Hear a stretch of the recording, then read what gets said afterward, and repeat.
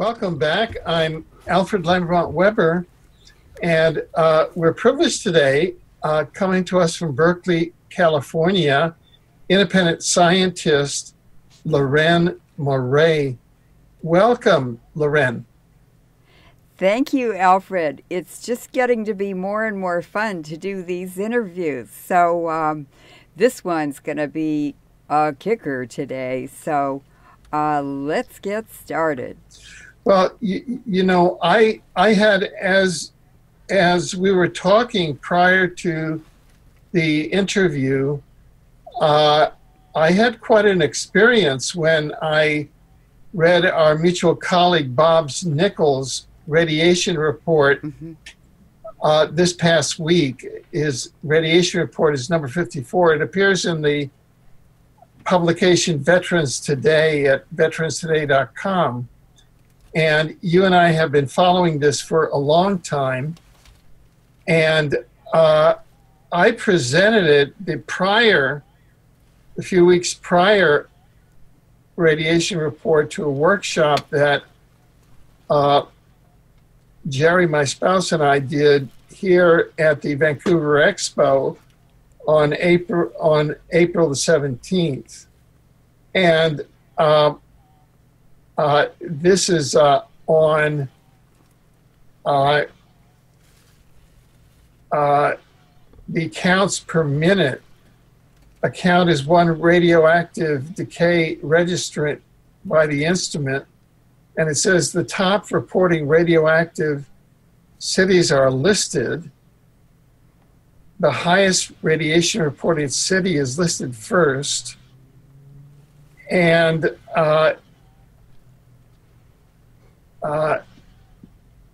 so I will just read this out and ask for you've appeared in various venues, various tribunals, the Tokyo International Tribunal for War Crimes in Afghanistan as an expert witness on the effects of ionizing radiation from depleted uranium. And also you were an expert witness at the Kuala Lumpur conference, as I recall,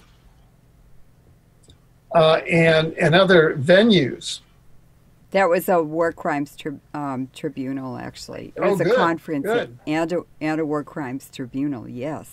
Excellent. Now, our viewers should understand that what Bob Nichols says here, that normal radiation is 5 to 4 counts per minute, CPM. And this is all footnoted so that you can go into the legal technicalities of it. And it's, you know, it's linked and footnoted and etc. I'd just like to give a little introduction on Bob, his credentials, and so forth before we start into the numbers. Sure. Bob Nichols was a hospital administrator. He ran a hospital in Oklahoma, and his wife is also involved in that, and she lobbied for health issues in Congress. They both are very, very knowledgeable about health issues, medical care, and so forth and so on. Now, Bob got very interested in the radiation issue because of the DU issue in the 2003 Iraq War, and that's kind of when I met him. So we've known each other 13 years. And he also is a computer expert engineer. He had his own company, and so he's extremely scientific, very analytical, very mathematical, and very, very qualified on the radiation issue. Now, he also, let me see, what was I going to say? He also,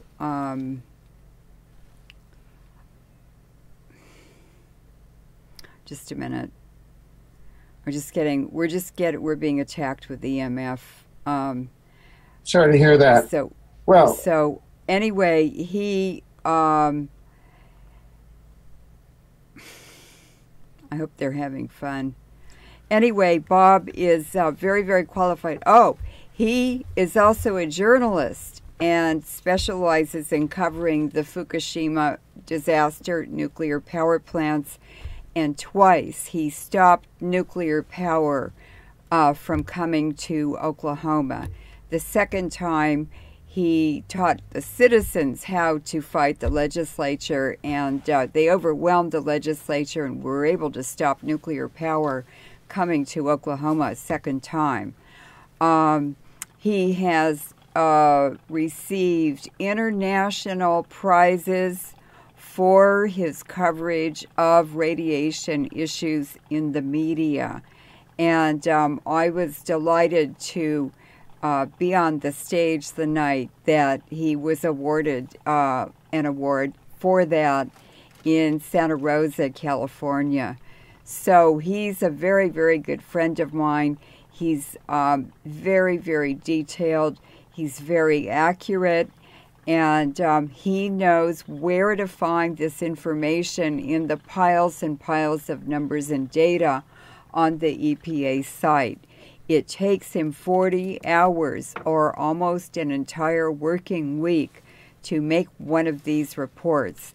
And I would say he's one of the most important reporters on the radiation from Fukushima issue in the United States. He's certainly one of the only ones doing good reporting and using government data.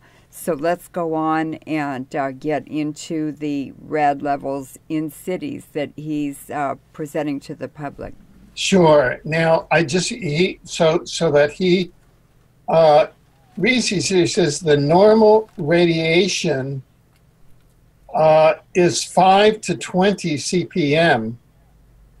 And he says all reporting cities are above normal. And then he says, these are a portion of the American cities that exceeded 1,000 CPM this week. So 20 into CPM is 50. And, 20. So this is 50 and above. And before we go into the specifics, for example, here we're going to go to Colorado Springs, Colorado, and the count is 1,454 counts per minute. That's 290.8 times normal of beta and gamma radiation. Yes. So could you give us kind of an overview of why this is at such extraordinary high levels, and is this at a level that is like a gas chamber? Are we being exterminated? We are being exterminated, and this is also global. The Iraq wars, the Afghanistan wars, all these wars, Mogadishu even, and all these wars, Yemen, they're using neutron bombs in Yemen now. These wars are global. They are carried in the wind and in the annual dust storms around the world, and within 2 or 3 weeks, the depleted uranium or the neutron products from the neutron bombs or mini nukes, the battlefield nukes, which produce fission products, are in our drinking water, attaching to dust in our houses and going into our bodies through our lungs, through our blood, and through our food, the water we drink, and through our skin. Now, 60 counts per minute is equal to 1 becquerel, which is 1 count per second. So, at 5 becquerels, or 300 counts per minute, that is mandatory evacuation level under U.S. government standards and laws. So, divide 300 into any of these numbers, and that is going to be how many times higher the RAD levels are in American cities than the 5 becquerel mandatory evacuation levels. And these cities are far above that number. Now, what the nuclear industry does and what the EPA does and what NIH does and the American Surgeon General does, they cover it all up. They deny it. They disabled the monitors, the radiation monitors. Right after Fukushima, the EPA announced that over half of their, or 2/3 of their monitors weren't working, or that they turned them off or they were broken or something. Well, look at these numbers, and these are conservative numbers. A fission event, like a nuclear bomb, like a nuclear power plant disaster that, such as Fukushima, it's just another phase of nuclear war. And we have no protection. We have no notification. It's completely illegal, and it's completely global, and it's completely intentional. There is no doubt that this is planned. It's being carried out with a very specific genocide agenda, and it's even targeting certain regions, certain areas. They can move the air currents around, and they can create rain out of just out of the sky, the moisture in the air column, and we're seeing them do that. You can watch it on AccuWeather. It's very, very easy to distinguish, and they're deliberately nuking poor communities, communities of people of color, minorities. They're doing rich people too. They want their land and their property also, their wealth. And it's just a way for the Wall Street bankers, the international financiers, the oligarchs. We have oligarchs in America just like every other country. And it's how they transfer wealth. It's stealing the accumulated wealth from the fruits of labor. In other words, us, the middle class, the lower class, who do work, physical work, and produce goods that are the only real currency because they have value. And this is also how the International Monetary Fund and the World Bankers will target a country like Greece. And they will stage a nuclear accident like they did in the Ukraine. And they will completely pollute Greece. And this is at the time the IMF was making the loan to Greece. And then over the next 10 or 20 years, the population goes down, the workers get sick, the productivity declines, and the interest can't be paid because the country doesn't have a completely healthy labor pool. And so the debt to the IMF increases, the interest compounds, and finally the country will never be able to pay that back. So they're locked into a permanent debt that slowly drains the country, causes a decline in physical health, in reproduction, and really, really impacts and impoverishes a city, a country, and even a continent. And that's exactly what's happened to Europe. And that's why all these countries in Europe that didn't even borrow money from the IMF have severe austerity programs, it's because of the radiation from Chernobyl, from the nuclear wars in Iraq and Afghanistan. And now they're using the Ukraine to stage nuclear accidents like Fukushima, like Chernobyl, to further cause Europe to go into decline. Well, let's get the overview here. Yeah, let's see what cities are being targeted here in the U.S. And why. This is just a list of, say, the top 20 or so, and with Colorado Springs, Colorado in the first place, and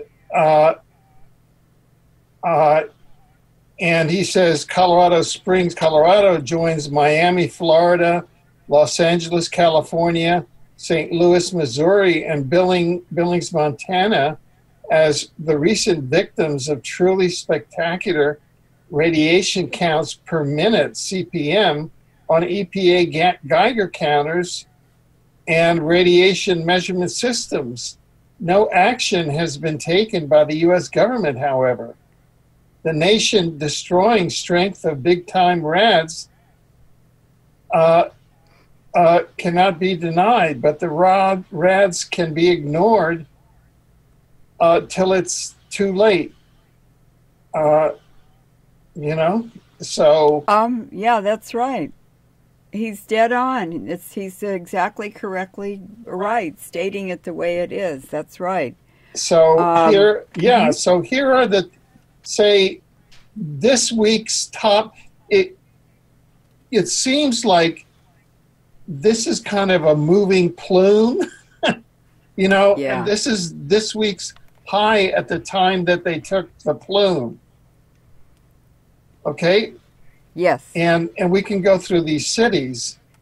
What I can do is just read the counts per minute. Again, they're all above 1,000 counts per minute, and the normal being between 5 and 20 counts per minute. Okay, 1,454, Colorado Springs, Colorado. And the Air Force Academy is there. Yeah. So they're being targeted. They're targeting the military, the future young officers. Okay. They're taking our military down. Well, second, Little Rock, Arkansas, 1,418 counts per minute. Third, Casper, Wyoming, 1,361. I think that one also, to do the fine analysis, for example, we were speaking about Florida just a day or two ago, and you would have to know about the nuclear leaks there, correct? Yes, I did a baby teeth study in Florida on those very same reactors. Yeah. Idaho Falls, Idaho, 1,269 counts per minute. Again, the normal is between 5 and 20 counts per minute.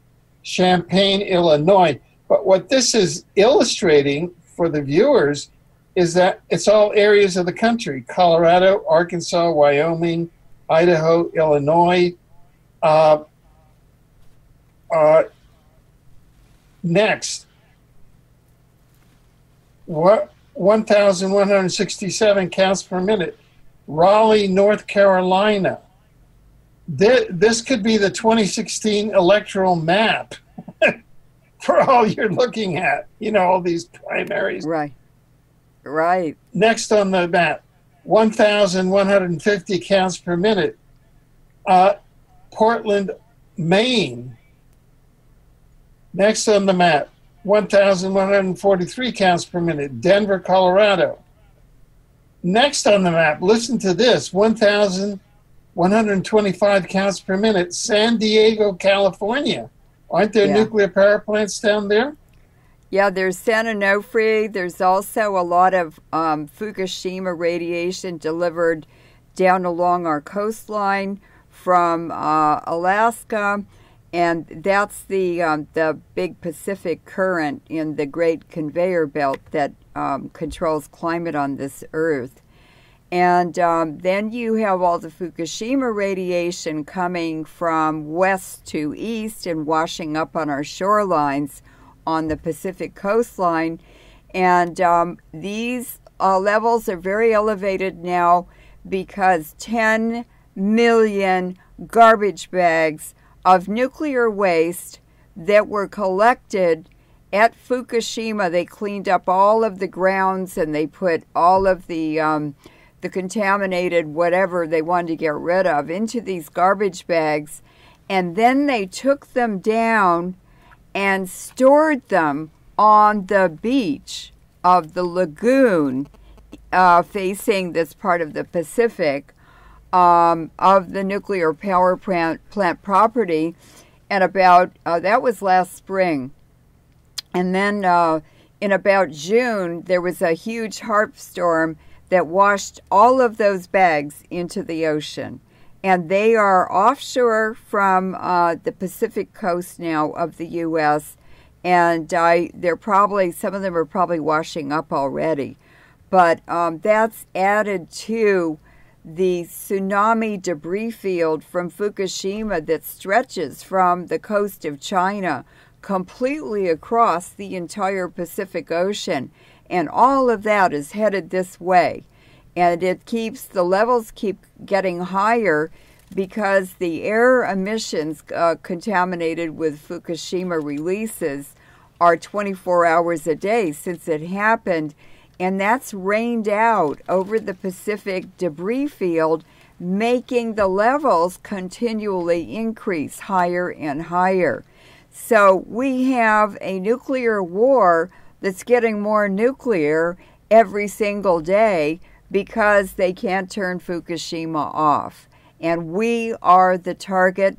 We're right in the way, and there's nothing we can do about it because no government has done anything about it, and because it was all controlled, the entire emergency response to Fukushima was controlled from British Petroleum headquarters in England, owned by Queen Elizabeth personally. It's her personal wealth. And the instructions were sent to Obama. He received $500 million 2 years before he was elected president from Queen Elizabeth to make sure he got into office. That's illegal. And then he passed that information on to Dr. Stephen Chu, who received a Nobel Prize in solar energy. He was a Stanford professor. They just moved him to be director of the Lawrence Berkeley Lab. He got $500 million from Queen Elizabeth to do whatever he wanted to with the laboratory. And then when Obama became president, he appointed Stephen Chu immediately to be Secretary of Energy. And Stephen Chu immediately hired his Siamese twin, he calls him, Dr. Stephen Koonin, who was a Caltech professor and then a top scientist, civilian scientist for BP. So these two men sent all that information, all those directions, all the rules for responding to the Fukushima disaster directly to TEPCO. No one in the Japanese government was allowed to have this information, and TEPCO did exactly what BP told them to do, which was to screw up the whole response and make it much worse and much higher levels globally. So that's how these things happen. Right. So that was a deliberate false flag, but an ongoing false flag. Absolutely.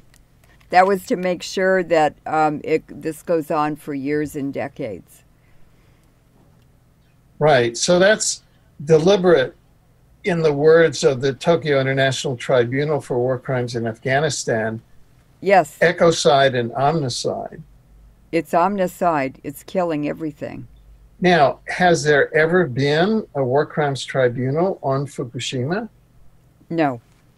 We can't even get a lawsuit to order evacuation of the children who in the Fukushima prefecture zone who are being the most contaminated. The Japanese government won't even evacuate them. What has happened to many of the nuclear activists who have begun to monitor and report on the truth of of the radiation and the global impact of Fukushima? Well, it's been horrendous. Some of them are dead. Some of them have just lost their jobs, and their marriages have fallen apart, and all sorts of horrible things have happened to them. They've been tortured with electromagnetic frequencies and sophisticated technologies that were developed in the Soviet Union and by the U.S. government to attack change agents and people who are activists for the environment. It's very, very difficult now, especially because even the United States, with a constitution which mandates free speech, it makes it a rock bed, black letter law constitutional right in the United States to be able to speak out. And even that now is being compromised. The U.S. Navy, which had the Cyber Command, has now enveloped and gobbled up, absorbed the NSA, the National Security Agency, the satellite people. And there is a global cyber war going on now around the world. The U.S., of course, controls the internet. All countries are sharing it, but the control is here in the U.S. The Navy controls it. And they're just destroying all. They're using all these technologies, very sophisticated antennas and so forth, and algorithms, and they're just attacking all of the activist groups and individuals and disabling their computers and doing all kinds of psyops and COINTELPRO operations on them to discredit them, to cause them to start fighting with each other, to break up marriages and avenues and venues of support for people. After all, they have to make money somewhere or have some kind of support or income in order to do the Fukushima work, because you sure don't get paid for telling the truth. So this is in aid of continuing the false flag operation, which is a radiation extinction or execution of certain human populations, as demonstrated. Let's keep on talking about the levels. Harrisonburg, Virginia, 1,120 counts per minute. Spokane, Washington, 1,095 counts per minute. Isn't Spokane near nuclear weapons factories? It's near Hanford, and a lot of the pollution in Washington state, it goes up through Canada into Alaska, and goes south into Oregon and California. It also goes east through Idaho and those northern states, the Dakotas and Montana, Chicago. So Hanford has been poisoning the downwinders for a very long time, since World War II. Well, whenever Hanford was started, I think it was World War II. But my father was a Marine aviator. He was a test pilot, and he was in World War II. And it wasn't until maybe 5 years ago, he's been dead for a while, that my brothers told me he had made visits to Hanford. And then I discovered that when I was 2 weeks old, my parents, it was still 1945. I was born in March 1945, before the Hiroshima bomb was dropped. But my father was transferred. He came back from the war. He'd been shot down twice. And they sent him to Cherry Point, Camp Lejeune, North Carolina, and with my mother. And I was born there, and when I was 2 weeks old, they had orders to move to 29 Palms in Southern California. And I never thought very much about that, but I started working on the DU issue, and the Salton Sea bombing range is where pilots practice dropping nuclear bombs. And then they transferred him to Hawaii at the end of the war. And I realized when my brother said he'd been visiting Hanford when he was in the Marine Corps, then I knew he was one of those pilots who'd been trained to drop nuclear weapons. So that's interesting anyway. Yeah. Now, this is Bakersfield, California, 1,063 counts per minute. Remember that the normal is between 5 and 20 counts per minute. That's what the human body is. Those are the design criterion that the human body is designed around. So these are extermination level, and coming directly from the false flag operation of Fukushima, which is carried around the Stuxnet virus, which the CIA and Israel shared, didn't it? Yes. The Stuxnet virus was created by the CIA and the Siemens Corporation that makes the controllers on nuclear power plants, for nuclear power plants. And they went to the Idaho Nuclear Engineering Lab, and they wrote the Stuxnet virus in, I believe it was maybe 2002 or 2003. No, I think it was like 2005.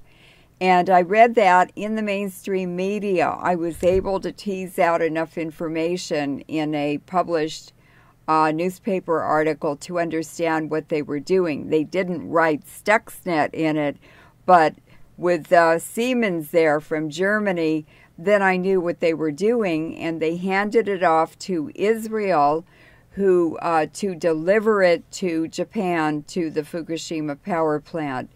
And the Israelis made minor changes to it. They're pretty sloppy, so that's always a fingerprint, meaning they were messing around with it. And in September of 2010, a security company from Dimona, the nuclear weapons laboratory in Israel, went to Fukushima, and they installed a new security system, and at the same time they injected or introduced the Stuxnet virus. All it took was one little memory stick. They stuck it in a computer, and that caused Fukushima. And why have there been no prosecutions? Because very powerful interests don't want prosecutions, and they control the courts. Let's start naming names. Well, it's at a medium level, it's the Rothschilds, the Rockefellers, but those are the public face on much more powerful interests, and those much more powerful interests are ancient Iranian bloodlines that have ruled the world for 5,000 years. And one of the most notorious, most famous, most well-known, and even idolized person is none other than Fidel Castro. He's Iranian. He's pure-blooded Iranian, and he's one of these ancient Iranian bloodline families. He's descended from Pope Paul III, who was Alessandro Farnese. And the name Alessandro is the Italian spelling. Alejandro is Fidel Castro's middle name. That's the Spanish spelling. And they name their bloodline. The men get a middle name or first name of Alexander, which refers to one of the generals who protected the Caesars, or the heads of the Roman Empire, and in this case it was Alexander the Great, who gave one of Castro's direct ancestors. His name was Ptolemy, and he became Alexander the Great made him governor of the Governorate of Egypt during the ancient Egyptian Empire. And when Alexander the Great gave his sister to Ptolemy in marriage, he became part of that bloodline as well. And it's called the last Hellenic dynasty and it was the last dynasty in Egypt. It happened to be descendants of Alexander the Great, who were the rulers, and all of the women, they married their sisters, and the women were always named Cleopatra. And that was the last dynasty in ancient Egypt. And then you go back further than that, and they created, Castro's family created the Etruscan Empire in Italy, and before that they had been the kings of the First World Empire in Parthia, modern-day Iran. And so this is how long these families were able to maintain control and power and rule. And they do it through very strict breeding programs so that they don't get inbred. And also, they keep marrying each other so the accumulated wealth increases, especially because they're stealing, creaming off all the money produced by labor for thousands and thousands of generations through 5 millennia at least. And so these occult practices from Mesopotamia, the Isis death cult from Egypt, these have all been passed down through these Illuminati families. And that's who they are. Well, let me just ask you about this weird coincidence, okay, with a kind of a Castro connection. Would that be okay? Yes.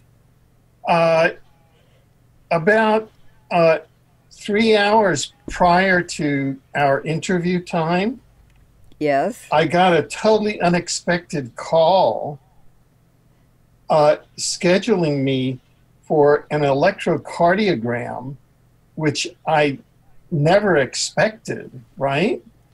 Yes. At a local hospital on July 26, 2016. Now, July 26 is the anniversary of the Cuban Revolution. It's the date that Fidel Castro attacked the Moncada barracks in Santiago de Cuba Oriente. And it's the date of the Cuban Revolution when he attacked those, and it was the big revolution against Batista. And that's the Cuban Revolution celebrated worldwide. And it was 3 hours prior to this radio program. Do you think that there's a coincidence there?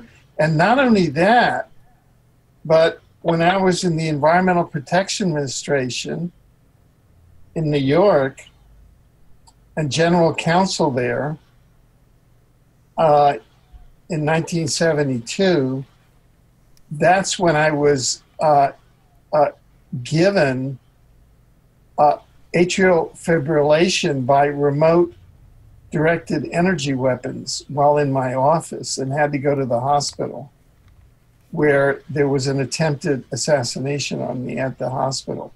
What do you think about that? Well, Alfred, it wouldn't be the first time that Castro sent a hello to us. Do you remember? He sent his son to Kuala Lumpur in 2010 to the conference we went to. I saw Castro's son was out in the hallway outside the conference room. Right. And he was in a huddle with about 5 other men, and he was staring at me when I came out of the conference room. Someone there knew him and said, "Hey, he's out there. Go take a look, but don't be direct." And he was standing there staring at me when I walked out. And of course, I was the expert witness on depleted uranium, so they do know who I am. And as soon as he saw me and got a good look, they just turned around and vanished. I never saw them again at the conference. It lasted a week.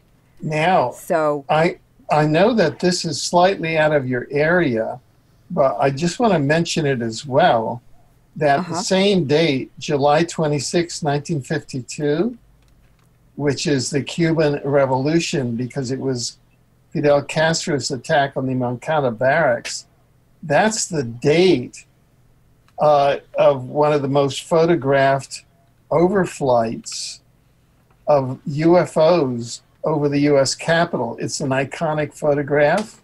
And that was run on many newspapers throughout the world.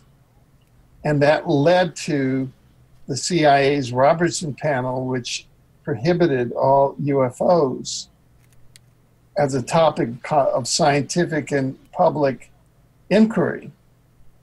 And it is thought by many analysts that those were not real extraterrestrials, but rather they could have been craft from the Nazi UFO base in Antarctica or some secret government base that was trying to intimidate the U.S. government into submission, which is why the U.S. government has become Nazi. They were taken over by the Nazis, but that was a false flag operation. So we have July 26, both the date for the Cuban Revolution and for the Nazi UFO fleet overflying Washington, D.C. and taking over the U.S. government. Isn't that interesting? Oh, well, there's lots of evidence to indicate the Navy has an off-planet fleet of pilots. They have different patches on their uniforms that indicate extraterrestrial pilots or flights with exotic spacecraft. The Lawrence Livermore Nuclear Weapons Lab, where I worked, I'm a federal whistleblower there. The south boundary of the section or sections of land that the laboratory and also Sandia Laboratory are both located there. And that road is named Tesla Avenue. So and not only that, there's an English young man named Gary, was it Garrison? Anyway, he's the U.S. has been trying to extradite him for hacking into the U.S. Navy computers I think in Washington, D.C., and he was looking for a list of the pilots of off-planet spacecraft, and he found it. He found it on the U.S. Navy site. Yeah. And so the U.S. government has been trying to extradite him Gary for McKinnon. years. Gary what? Gary McKinnon. Gary McKinnon, right. So there, and then there's Area 51 in Nevada at the Nevada test site. That's really off limits, and in fact, that's where some of the patches were observed and photographed on uniforms of pilots, and they're patches that no one's ever seen on any military uniforms. Exactly. And so, but what I find interesting is that all of this is beginning to line up with the ancient Iranian bloodlines and with the Castro family. Yes, that's right. July 26th is not only the Cuban Revolution, but it's lining up with the Nazi Antarctica base. And where did Obama go after he visited Cuba? And where did the Russian patriarch go after he visited Cuba? Yes. They both went to Antarctica. Antarctica, correct. That's right. That's right. And that's absolutely 3 hours before you and I begin to expose all this, I get this veiled warning about an electrocardiogram, which is when I was last in government during the John Lindsay administration, which is probably the last honest Republican in the U.S., was when they hit me with a remote heart attack weapon and put me in the hospital. That's right. And I've heard in the hospital. And luckily, my wife showed up. My then wife showed up just in time to rescue me from these assassination squads in the hospital. They've actually killed a lot of people with those technologies. A heart attack. In the early 1990s, I believe 1993, there was a classified meeting at Johns Hopkins University in Maryland, Baltimore, Maryland. And I read about it in the Wall Street Journal. And there were like 500 scientists there demonstrating these technologies of political control to be used on the American public that had been tested in foreign wars and so forth by our military before they used them on domestically. And just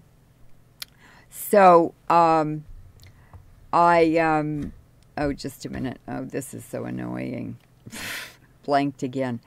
So these technologies were demonstrated there, and Janet Reno was what's it called? Attorney General? Attorney General, yes. And she had Edward Teller there beside her.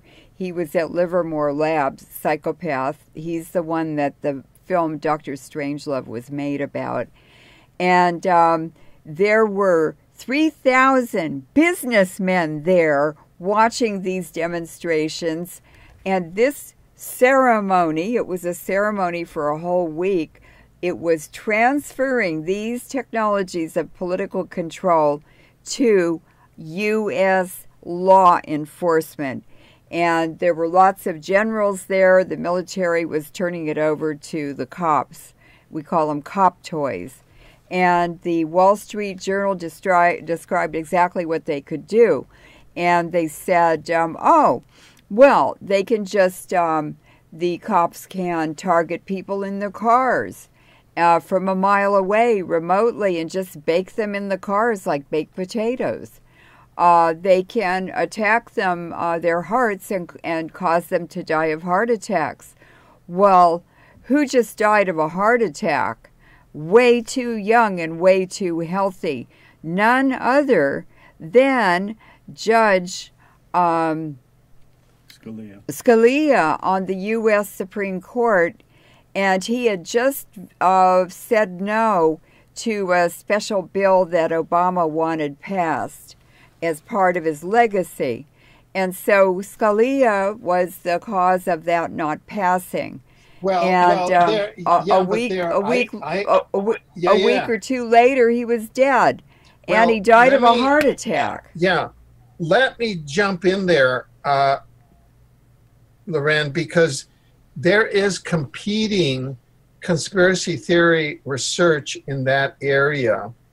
And the competing research, which I have not made a final judgment, but it's quite in depth, is that Scalia was the member of a Catholic-based secret society. Opus Dei. No.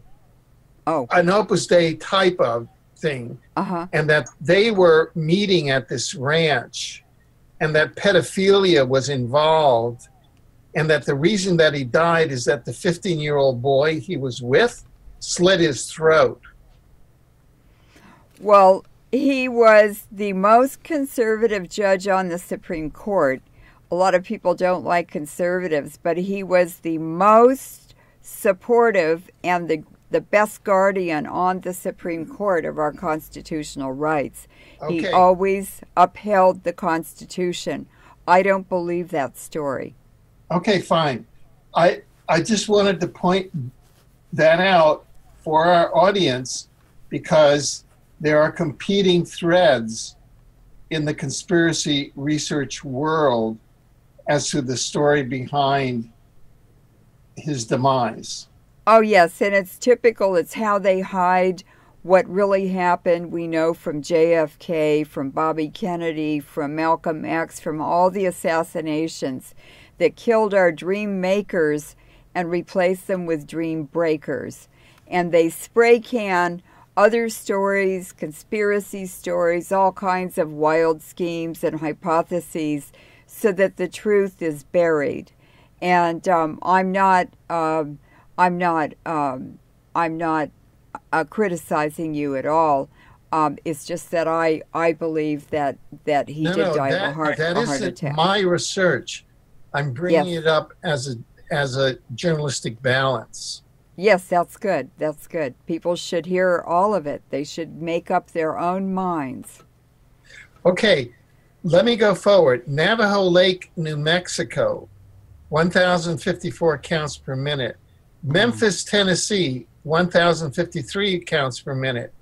Kansas City, Kansas, 1,041 counts per minute. Remember that the norm is 5 to 20 counts per minute.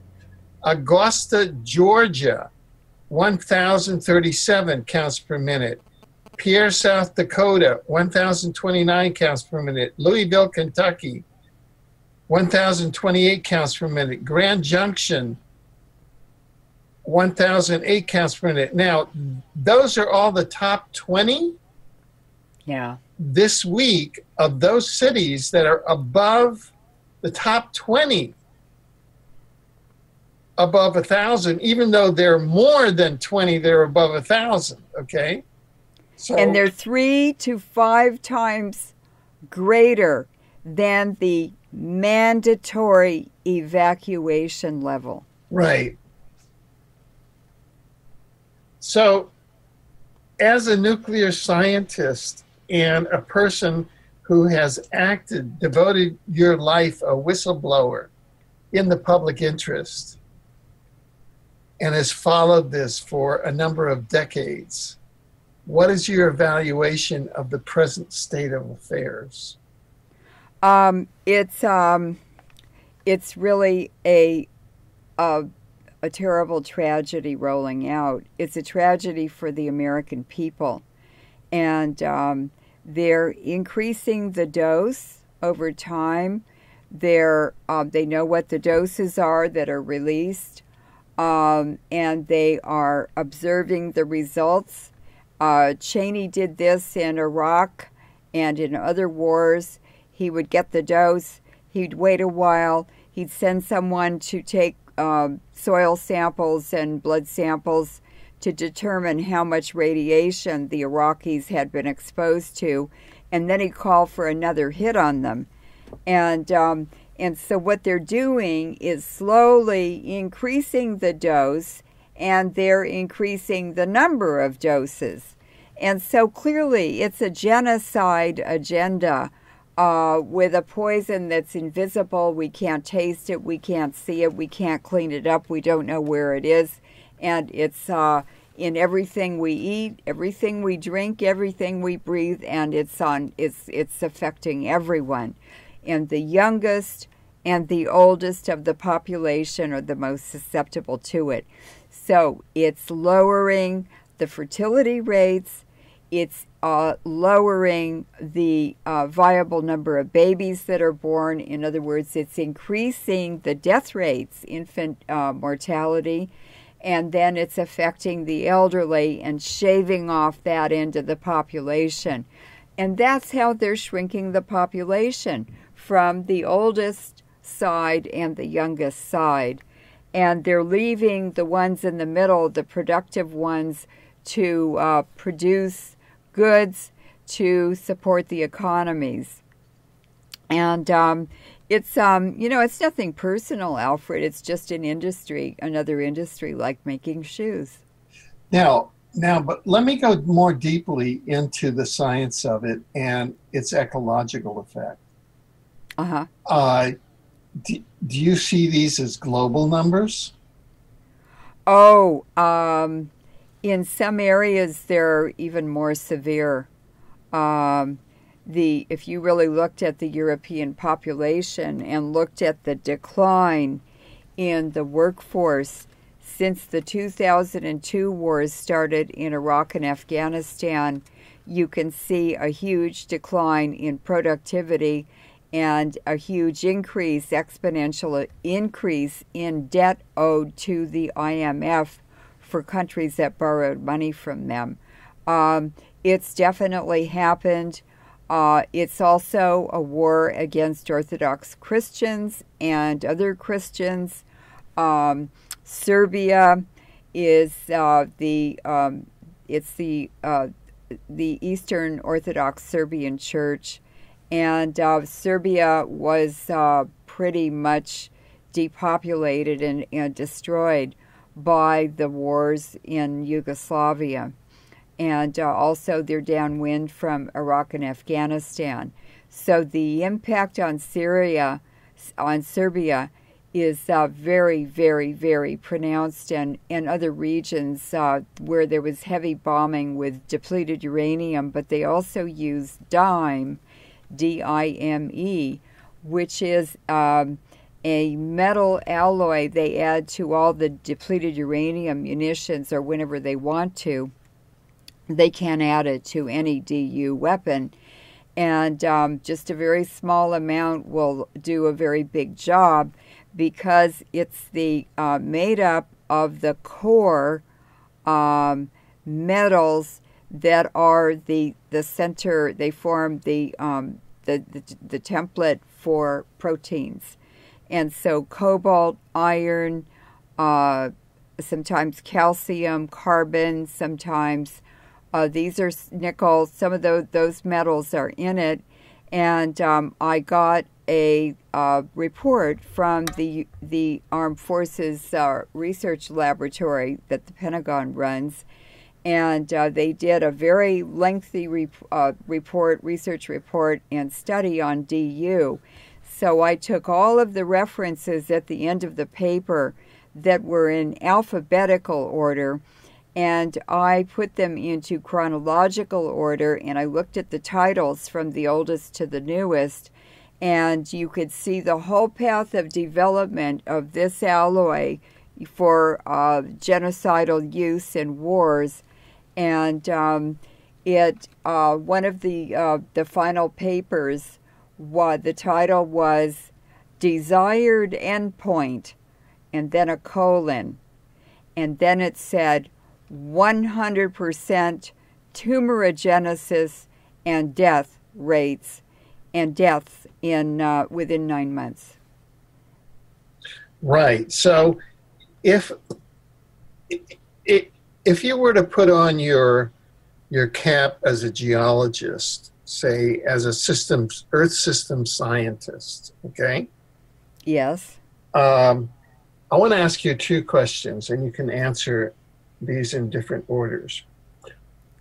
From the level of radiation that you see now, both not only in the U.S. and Northern Hemisphere, but worldwide, that is looking at the southern hemisphere as well, Latin America, other areas. With regard to humanity, would you say, in your judgment as a scientist, that there is an intentional extermination of what you would call Homo sapiens here? Oh, absolutely. It's lowering the IQ. It's affecting mental ability. It's reducing and damaging brain function by damaging the mitochondria, which produce all of the energy for the body. And in the heart and the brain, the cells are made up of 50% mitochondria with their own RNA and DNA. And the diseases caused by damage to the mitochondria are Parkinson's, Lou Gehrig's, Hodgkin's, chronic fatigue syndrome. There are more, but free radicals, which are produced by radiation in the cells, cause a whole spider web of illnesses. And I have a list of illnesses diagnosed in veterans who had been fresh and clean and buff. They'd never been on the battlefield when they were sent to Iraq in 2003. And when they got there, Major Doug Rocky told me they put all those soldiers, billeted them in tents in the desert in the areas that were the most contaminated with radiation from DU bombing. And then they put them in these battles. They were exposed to DU and to dime in the DU, and the dime becomes radioactive when they're a part of a nuclear event. And DU is a radiological weapon, but it's still releasing nuclear energy. And it's called neutron activation. It makes those core metals that the proteins are built on radioactive for about 2 weeks. So they used them in Lebanon, all along the border with Israel.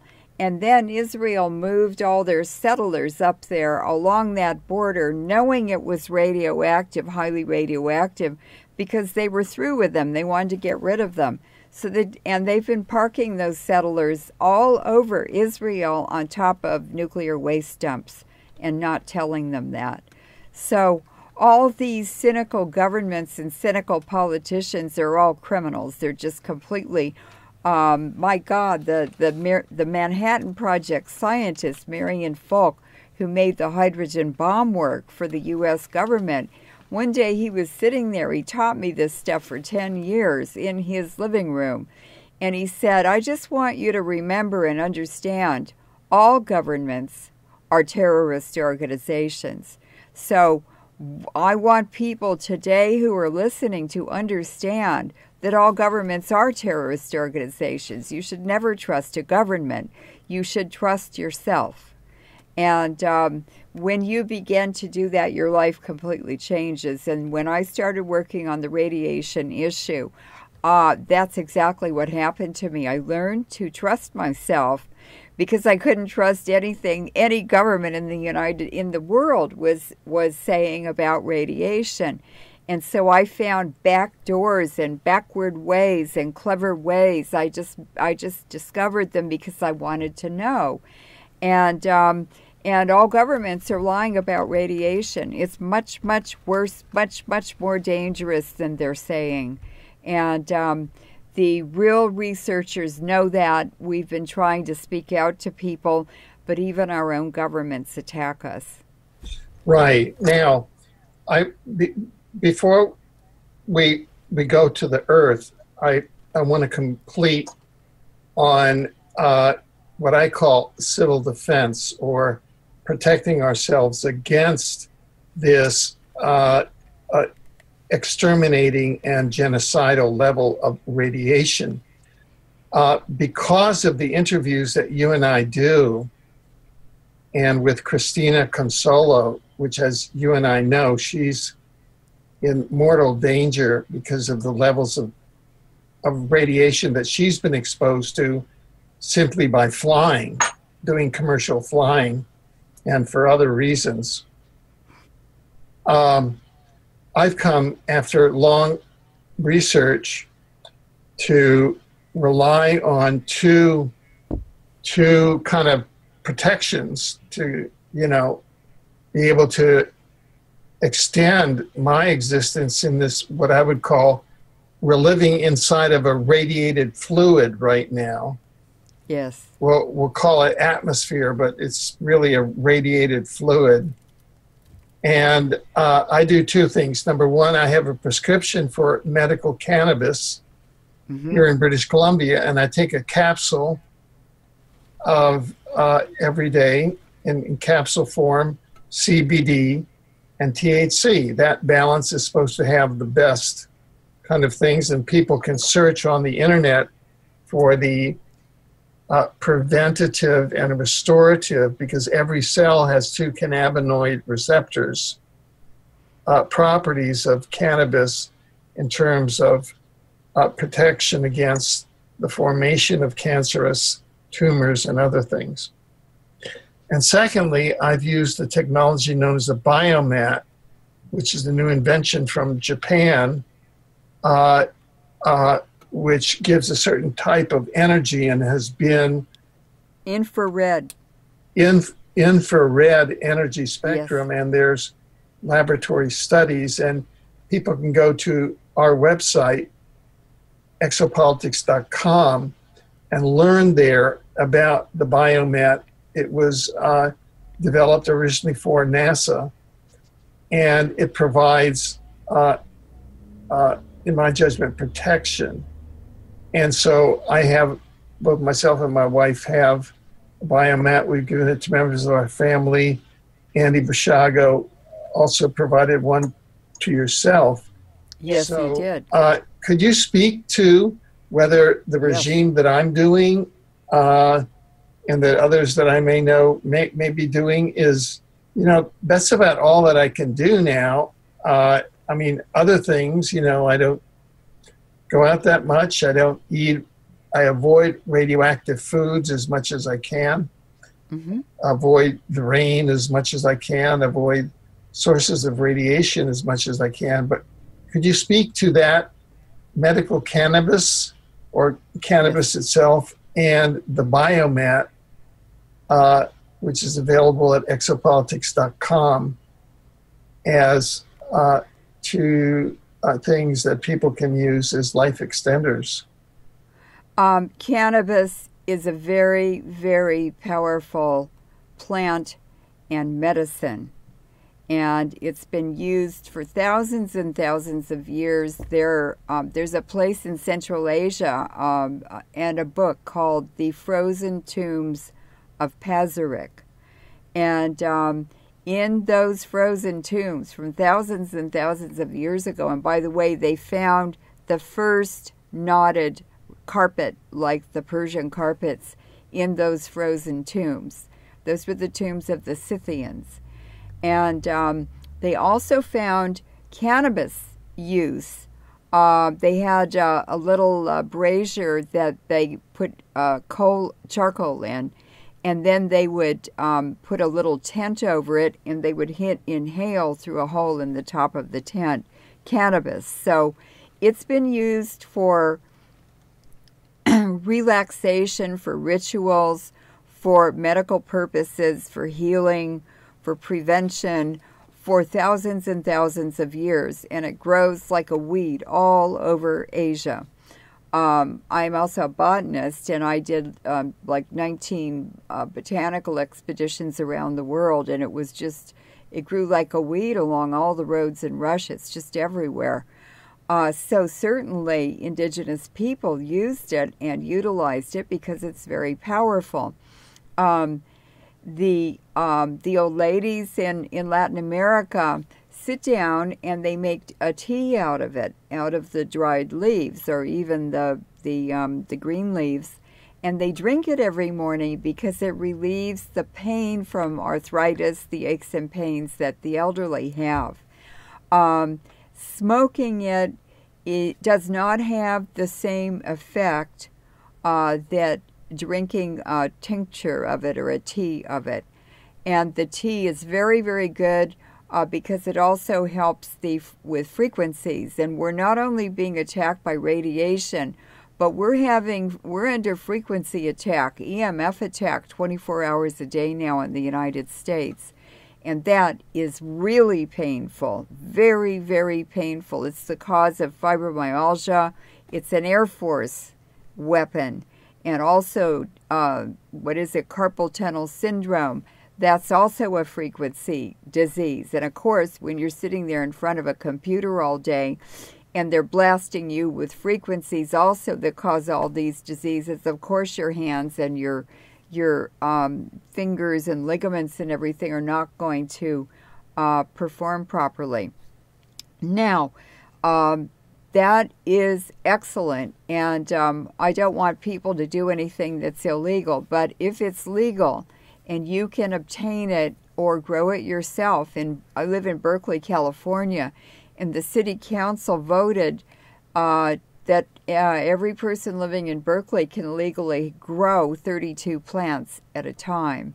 That's a big harvest. That's a lot of pot.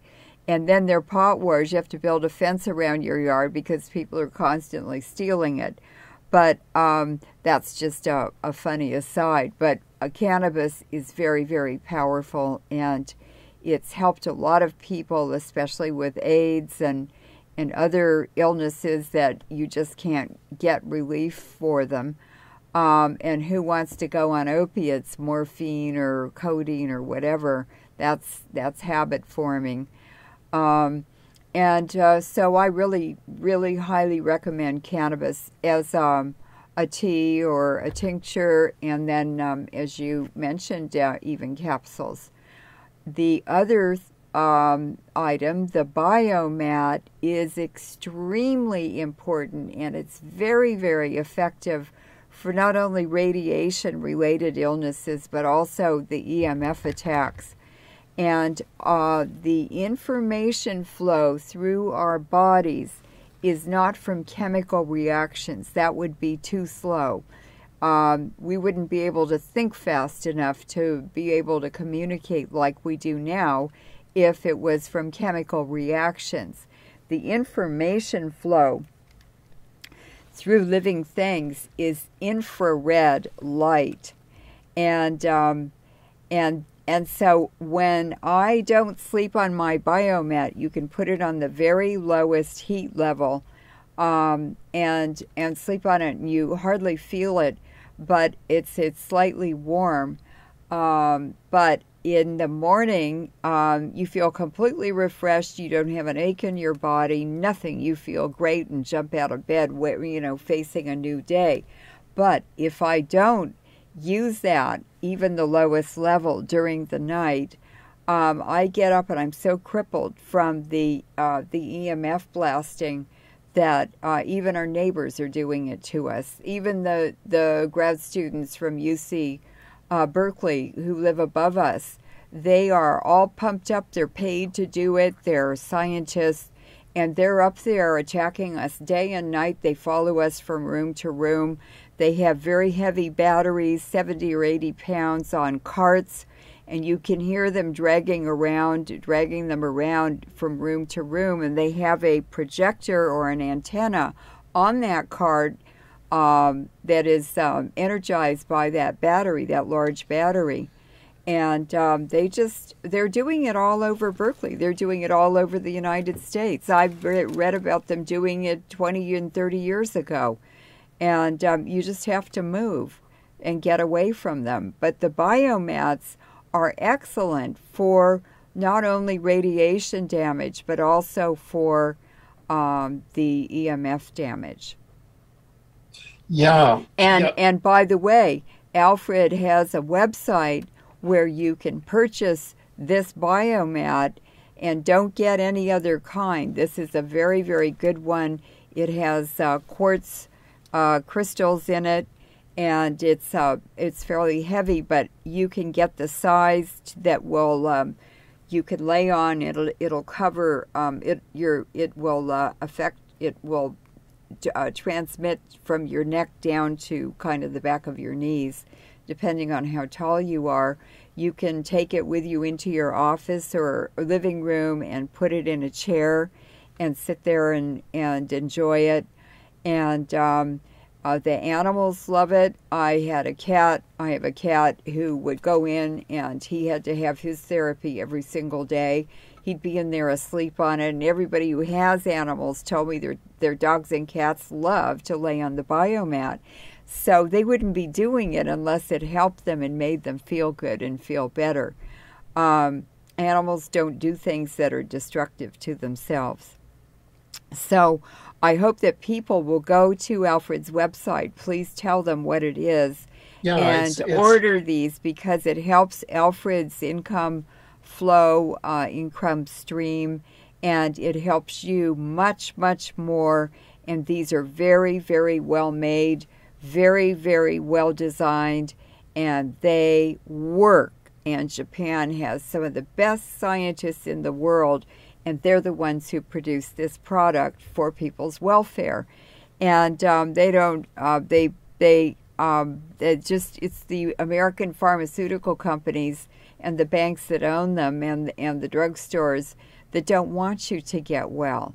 They want to give you placebos, and they want to give you things that maybe give you relief a little bit once in a while, but they want you coming back, repeat business, buying their products and their phony medicine and their snake oil. And all this time you've spent a fortune on it and didn't know it wasn't really helping you. Yeah. Thank you, Leuren. And I just wanted to say that in the course of investigating medical cannabis, which I did because it's been, in my mind, a very good solution as well, that combination. I looked at a number of memos which I saw, and I think you can find these online. There are two cannabinoids.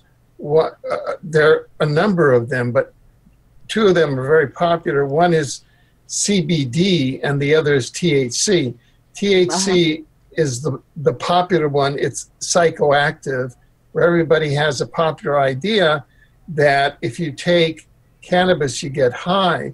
Well, that's the THC. But you can have now cannabinoids that are sold like CBD, which has the healing quality as well, which does not have the psychoactive properties, so that you can take CBD and that does not affect your work, your driving vehicles, etc. And I've seen memoranda which hold that CBD is now legal in the United States in all 50 states, so that you can acquire CBD in capsule format or other formats, so that you can begin to protect yourself against this radiation, which is part of an intentional extermination program. It is an intentional extermination program. So hemp oil. Oh, sorry. Go ahead. Yeah, I was just going to say that I view this as public civil defense, which we're doing in the complete default of the public authorities in North America and at the global level and at all levels. All levels have abandoned. Yeah, abandoned their oath. And I just want to say that on July 23rd, I mean, since this is such an emergency, on July 23rd, 2016, my wife, Jerry, who's a psychic and a PhD psychologist, transpersonal therapist, and I will be holding an online version of a workshop that we held at the Expo here in Vancouver on April 17th that was very well received.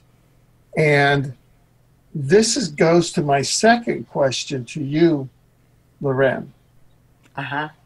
As a geologist and an earth scientist, if you're looking at the levels of intentional radiation that have been directed at the planet, even starting with the nuclear testing program,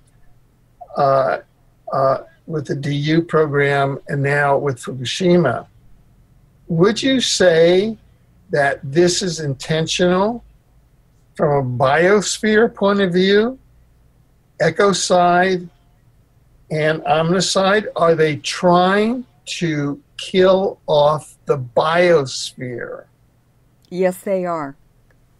Yes, they are. There are big animal extinctions. For instance, there's I believe it's called a taiga antelope in Central Asia, and thousands and thousands and thousands of them died within 2 days of each other.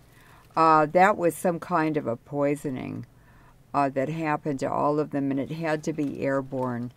I suspect it was Fukushima radiation that was manipulated with HAARP to expose that particular herd. And they're doing this covertly like that, but they're also doing it overtly.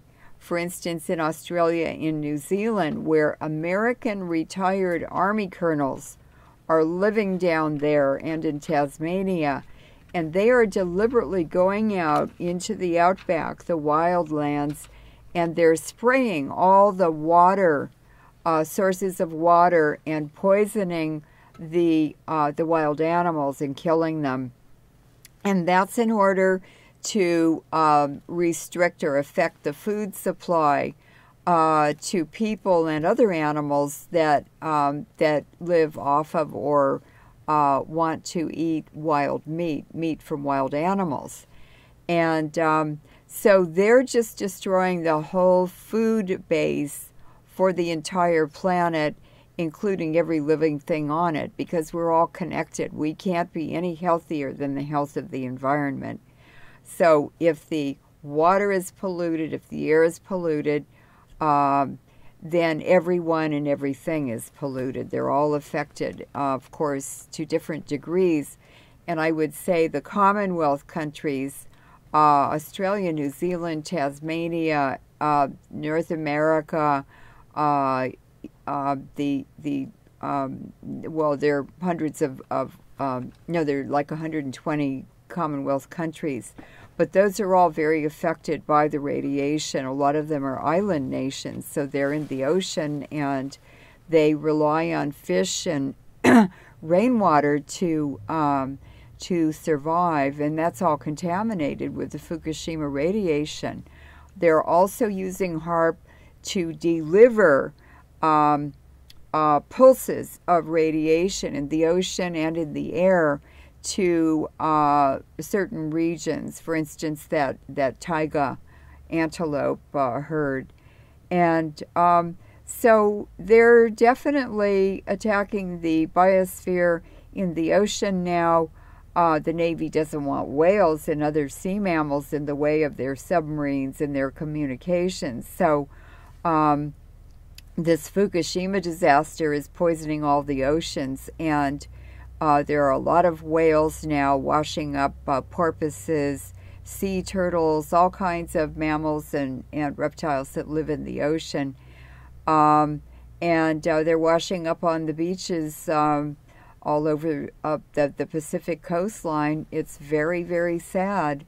And along the North Pacific coastline where you are, British Columbia, up to Alaska, and in Alaska, there's almost nothing alive even in the tide pools. So when sea lions and seals and walruses, the sea mammals, reproduce, the poor little pups are so close to starvation because the mother can't get enough food to make enough milk for them.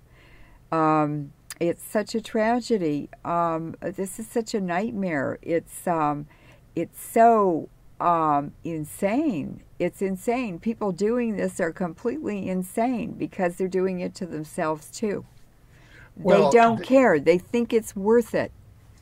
Yeah, this is goes to what we're going to be presenting on July 23rd, 2016.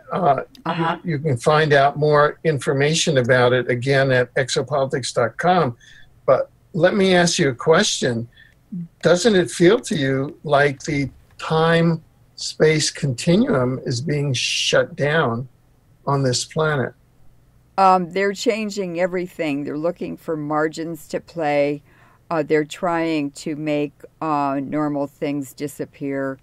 They're trying to unhinge us from our things that make us stable and that are predictable and that are normal and that we can expect every day to be there and to function in certain ways. They're destroying all of that. They're tearing families apart. They're tearing social units and social norms and social practices to pieces. And they're replacing it, of course, always with junk. It's junk science. It's junk culture. It's junk visual things. It's junk music. It's everything. It's junk food. And they've done this repeatedly, but not to this extreme. Extent. This is global. Yeah. Well, I'm a scientist, and so I can talk about what I know through science. And what I know is that the uranium particles, the dust that is being spread all over the world, is going into our bodies, and it is chemically very strongly attracted to phosphate structures.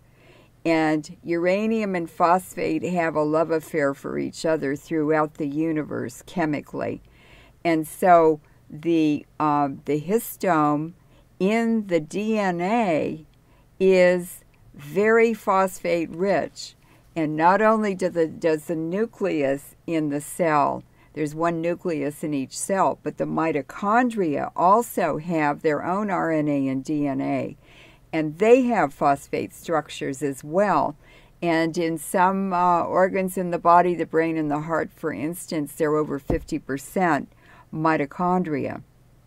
So the uranium is sticking preferentially to the DNA. And I asked a CIA scientist, Dr. Parker's Pathways.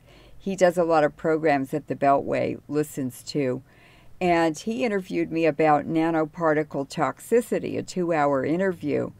And I said, why are they doing this? This is going to alter the chromosomes. He said, yes, it is. He did a lot of, he worked for the government, for WHO, for other international organizations, evaluating grant proposals, and he would recommend which ones to fund and which ones not to. And I said, why are they doing this? And he just sort of gulped. And he said, because they're changing the human race. They're changing the chromosomes. And then I discovered, and I asked him about it, I said, well, I just found all these press releases from the National Academy of Sciences, the National Science Foundation, the Livermore Lab, the nuclear weapons labs, the different UC campuses, like UC Berkeley, the laboratory was there where they made this discovery. And what they discovered was that nanoparticles, they were testing with nanoparticle carbon tubes, are actually antennas. They receive frequencies and they transmit them. They can even retransmit them. And in their laboratory website, they showed a carbon nanotube, and they transmitted a popular American pioneer song to that nanoparticle, and then they retransmitted it. They had the particle transmit, pass that song on, and they recorded the transmission from the nanoparticle, and you can hear it playing. And I said, well, what does that mean? Why are they doing that? And he was just absolutely horrified. He just had to gasp. And then he said, well, this is how they're going to change the human race. The very core substance at the cellular level, at the nuclear level, at the chromosomal level, at the mitochondrial level. And he said they're just changing the human race. They're redesigning it. And I just couldn't believe it. It was so horrifying. It was like the worst Frankenstein in charge that I can think of, with the whole future of humanity playing like this, like little boys tying firecrackers on cats' tails in a dark alley and then lighting them. In the kitchen, this is called street bio, or kitchen bio. That's about how much responsibility they feel towards the danger of the technologies they're playing with. And wow, that was really awful. And then he called me a couple days later and he said, we had 5,000 scientists from Germany listening to that program. We got thousands and thousands of emails in just a couple days. And I just couldn't even believe it. But I guess it happened. It's amazing. He never did invite me for another interview, though. They usually don't. So. Right. Well, let's go on to our next topic. And this is a topic, if I could just give a very brief kind of context, this is a topic which involved all the major kind of matrix New World Order power players in California, starting with Janet Napolitano, Governor Jerry Brown as figures in the institution. And it involved specifically the taking down of someone that has appeared on our program as a figure of interest, UC Davis Chancellor Linda Katehi, who has been examined both from a bloodline and, her role in the larger picture of things. So perhaps you could explain both from the overview point of view and take us through this, Leuren. Yes. Yeah. What specifically occurred, and bring us through the deep background there. Yes. I went to UC Davis as an undergrad in the 60s and graduated. And then I came back in the 90s to do my PhD there and I was one of the first women in geoscience. It was the geology department in the 60s. And Davis had 7,500 students, and it was an ag college. There was mostly men, and it was over half foreigners. And I would go to the ag department, to the library, and I would sit there all day, and I would read magazines from all over the world about agriculture and geology. And I just said, I'm planning my life here. I'm going to travel all over the world and do science all over the world the rest of my life, and I'm going to have a gigantic adventure. And that's what I did. And the campus doubled in size in the number of registered students in the time that I was there. Now it has like over 30,000 students. And it's a much more diverse and much more mixed campus, but it's been taken over by Monsanto. The transition is happening right now, and Linda Katehi is part of it. Chancellor Katehi is part of it.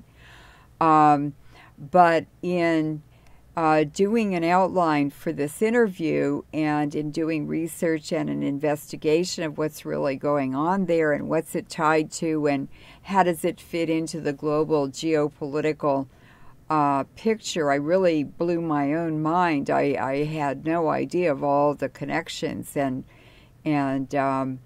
the implications and the consequences and the people behind it. It's been really interesting.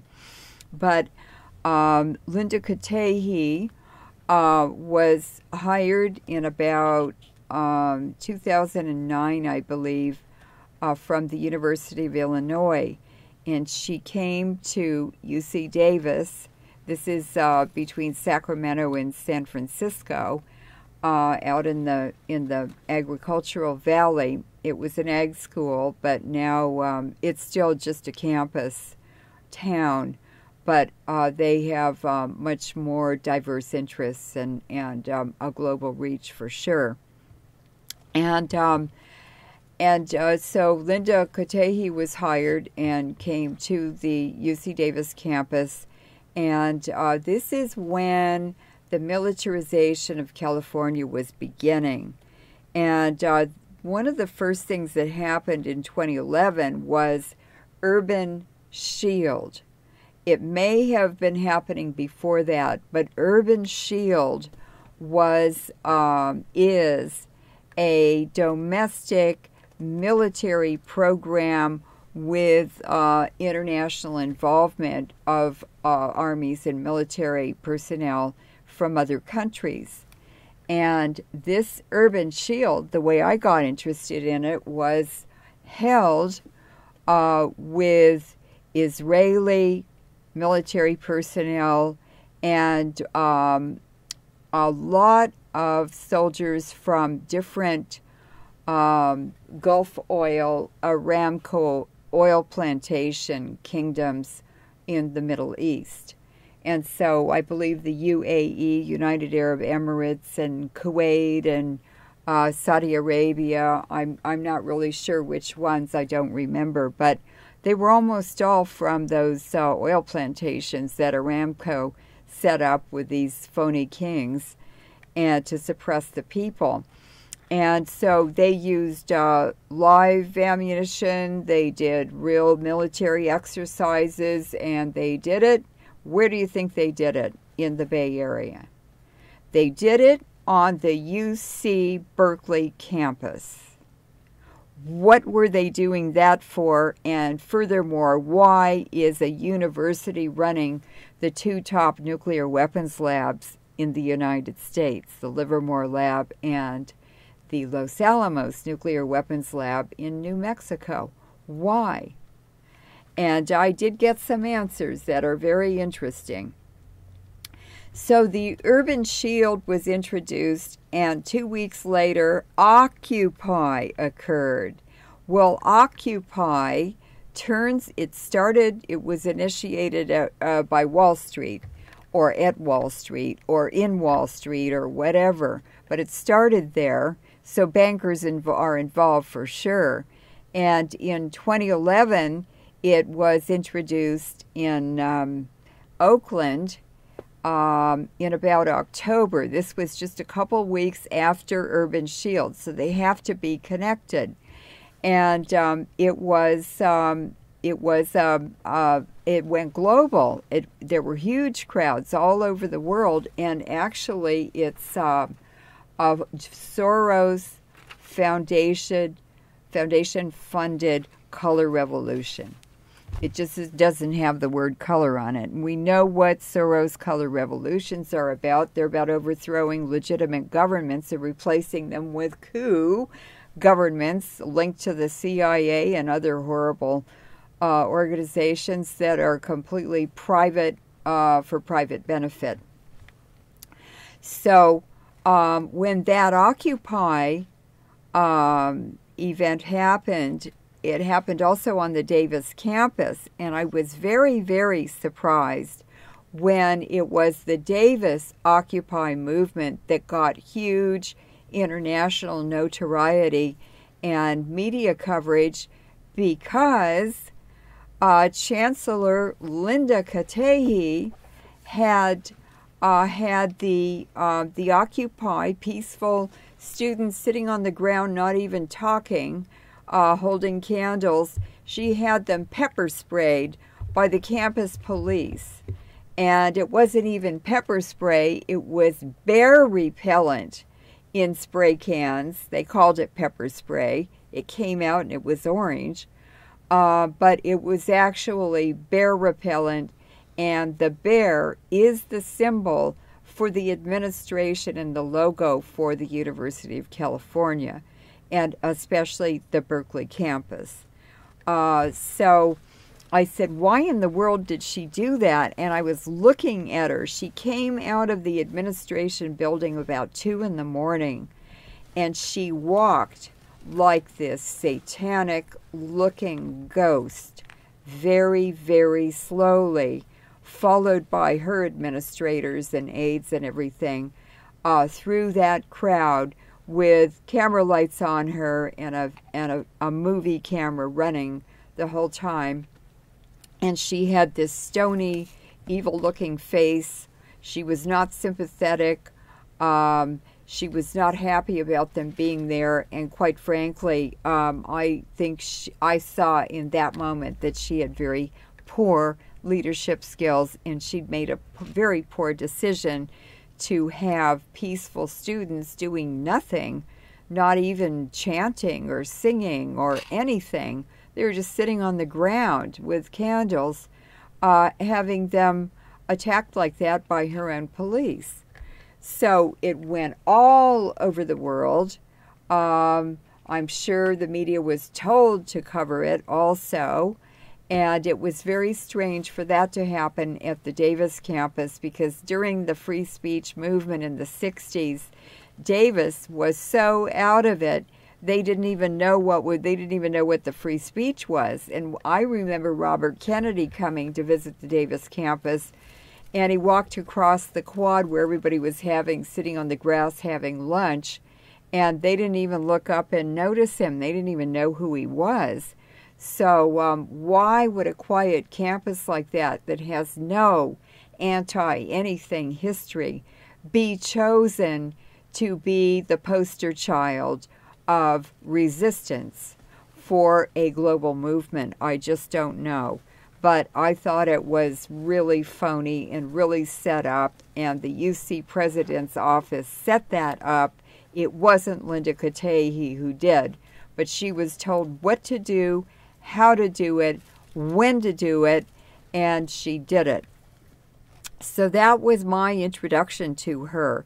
Now, after that happened, I'd like to just say that I did an investigation on her background. And what I discovered was that Katehi is her maiden name.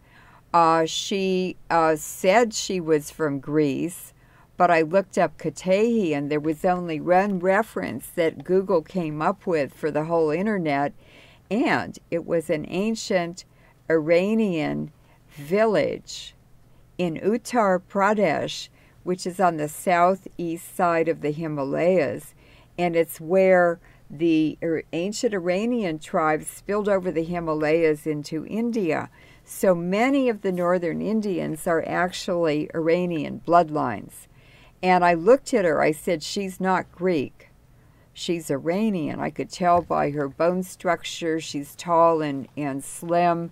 That's why Italians have such beautiful clothes and designs and figures. Their physique is naturally tall and willowy.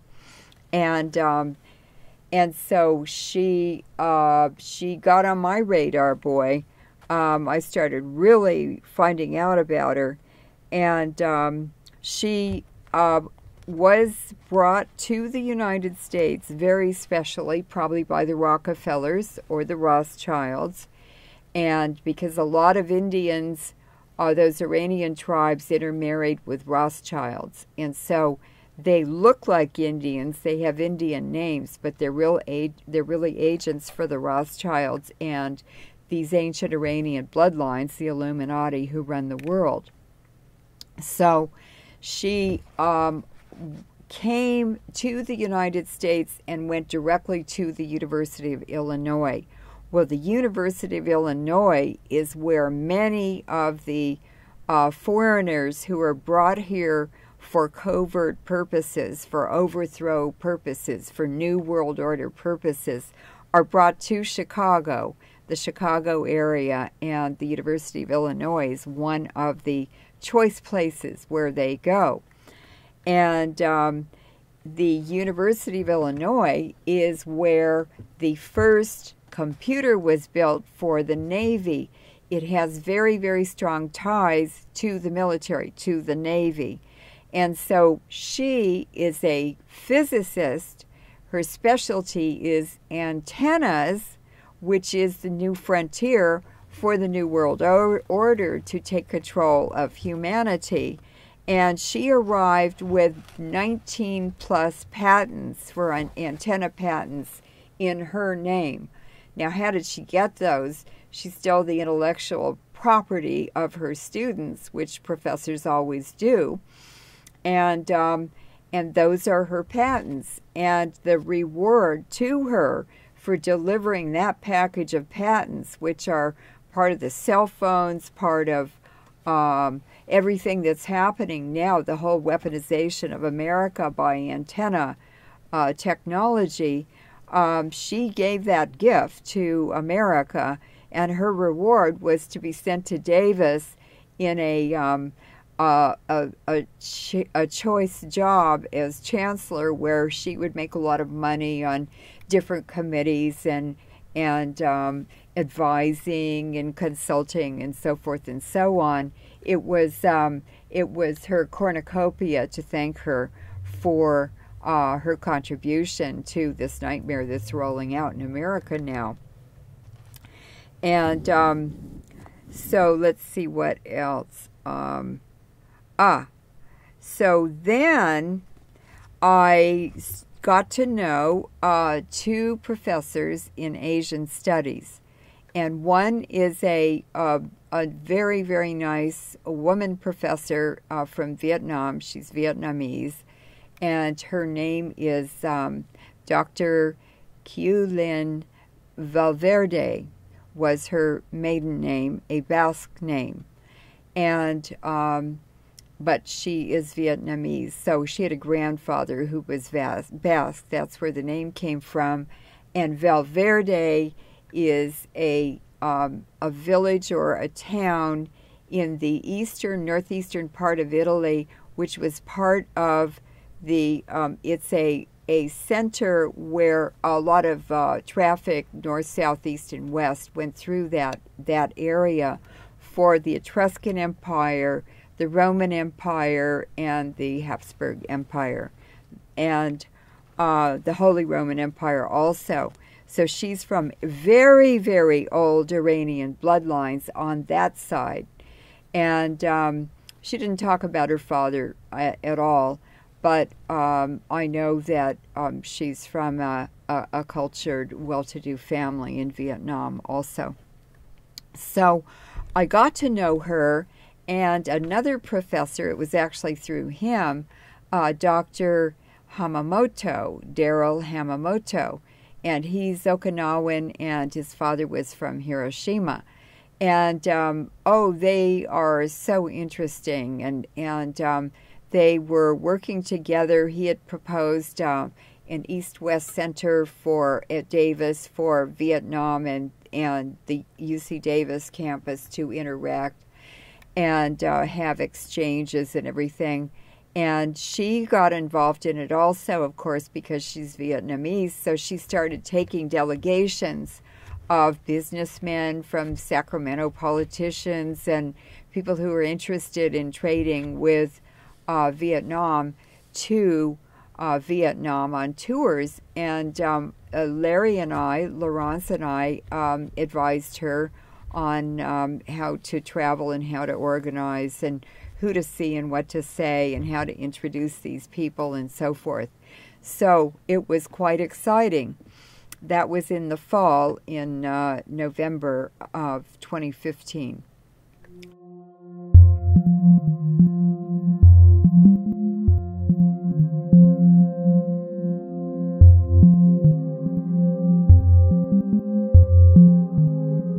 So that very sad thing happened, very unjust. And I said, just zen your way through this, Daryl. You'll get through it. And my God, on April 27th, I opened my computer, turned on the internet, started looking at the news, and Linda Katehi had been put on administrative leave, like he'd just done to Daryl, and they're firing her. They're forcing her to resign as chancellor of UC because of an ethics scandal. And I'm going to talk about that more towards the end. But what also happened in parallel with this is that fall quarter 2015, across the United States, the land-grant colleges and universities were converted to Satanism. They've all been flipped. I am not kidding. And some of the horrible things that have happened are... and all these antennas, this whole antenna network with patents from Katehi and other inventors around the United States and around the world had all been set up. So all of the university campuses of these state-owned ones, are all wired up for any form of social and political control that they want to be used for. And they're at every level. They have huge flat array antennas that were developed by the Navy in the late 1970s, 78, 79, on Navy ships out of Long Beach Naval Shipyard. And they are miniaturized now in cell phones. They're extremely dangerous. And what I'm seeing on the UC Berkeley campus is students are being trained with these. They're being mind controlled with them. They're computers. And they also can hook up, I've seen them outside my house, hooking their cell phones into my smart meter, and they know everything that happens electronically in my house, in this building, and in all 4 apartments here. And they're connected to, they just walk up to smart meters all over the city of Berkeley, and they just wire themselves into anybody's house that they want to. They're being trained. And the Berkeley public is just guinea pigs for this horrific experiment, which will end up subjecting the whole United States to complete slavery eventually. So they're also in the cars, the car antennas.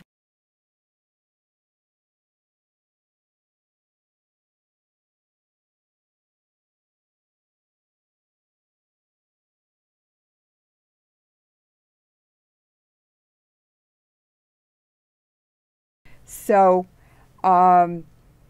these students are being trained in all of these technologies to overthrow their own governments. We can hear them at night in the house next door. The Berkeley ski team lives there.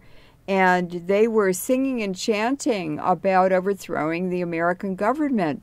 And I've seen American flags turned upside down and backwards hung from students' balconies. I said, what does that mean? Well, it means overthrow. And there are a lot of foreign students here also who are going to be sent back to their countries, and what they are is guided missiles to overthrow their governments, especially in those regions that are part of Obama's pivot to Asia, Southeast Asia.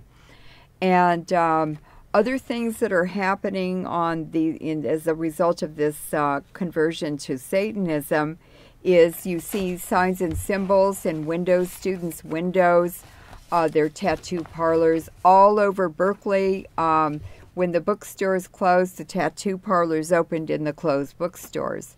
It's completely bizarre. And other things that they've done is, just a minute, let me put my glasses on. A mother called me, and she said, my daughters are at the University of Michigan, and they said that they don't like this Satanism. This was fall quarter, but they put up with it to get through the fall quarter. But by Christmas, they didn't want to go back to these campuses. And they were told that they could not transfer any units that they earned at that university unless they graduated from it. So they would lose the 1 year or 2 years or 3 years working towards their degree if they transferred to another campus. So they were stuck there. Then I found out from the mother, she called me back and she said, I've discovered that on the University of Michigan campus, they are recruiting and converting the young undergraduate female students that they can to prostitution. So now we have the young female students on state campuses are being targeted to be prostitutes. And Daryl Hamamoto told me that about a week ago he went to meet with a delegation in Davis in the nicest restaurant, and he said that he had to go to the bathroom, so he got up and went through the bar to get to the men's room, and he said he walked into the bar. It was early in the evening, and they were the first customers there. And he said the whole room was full of very young women, students, in cocktail dresses. And I started laughing, and I said, yeah, and I bet you were the piece of meat in the meat market that night. He said they all looked at me, and they were drooling. And he said, I got the message. And he said, yes, they were looking for business. They were there dressed and waiting for the customers to start coming in for the evening. And now I've talked to a Native American friend of mine. He said it's happening all over the U.S. It's happening on the Indian reservations, and they're all being flooded with methamphetamine and heroin.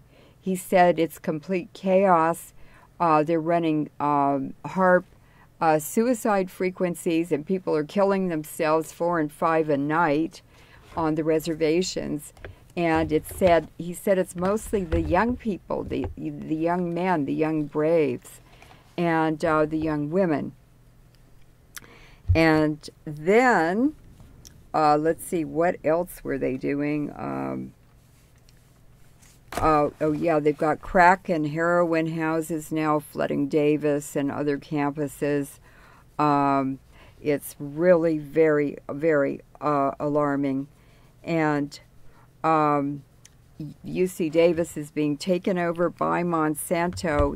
The Jesuits started Monsanto, and the Jesuits also run the global drug racket. And so this has all come with the Satanism. Are you there? Hello? Alfred? Hello? Hello? Hello?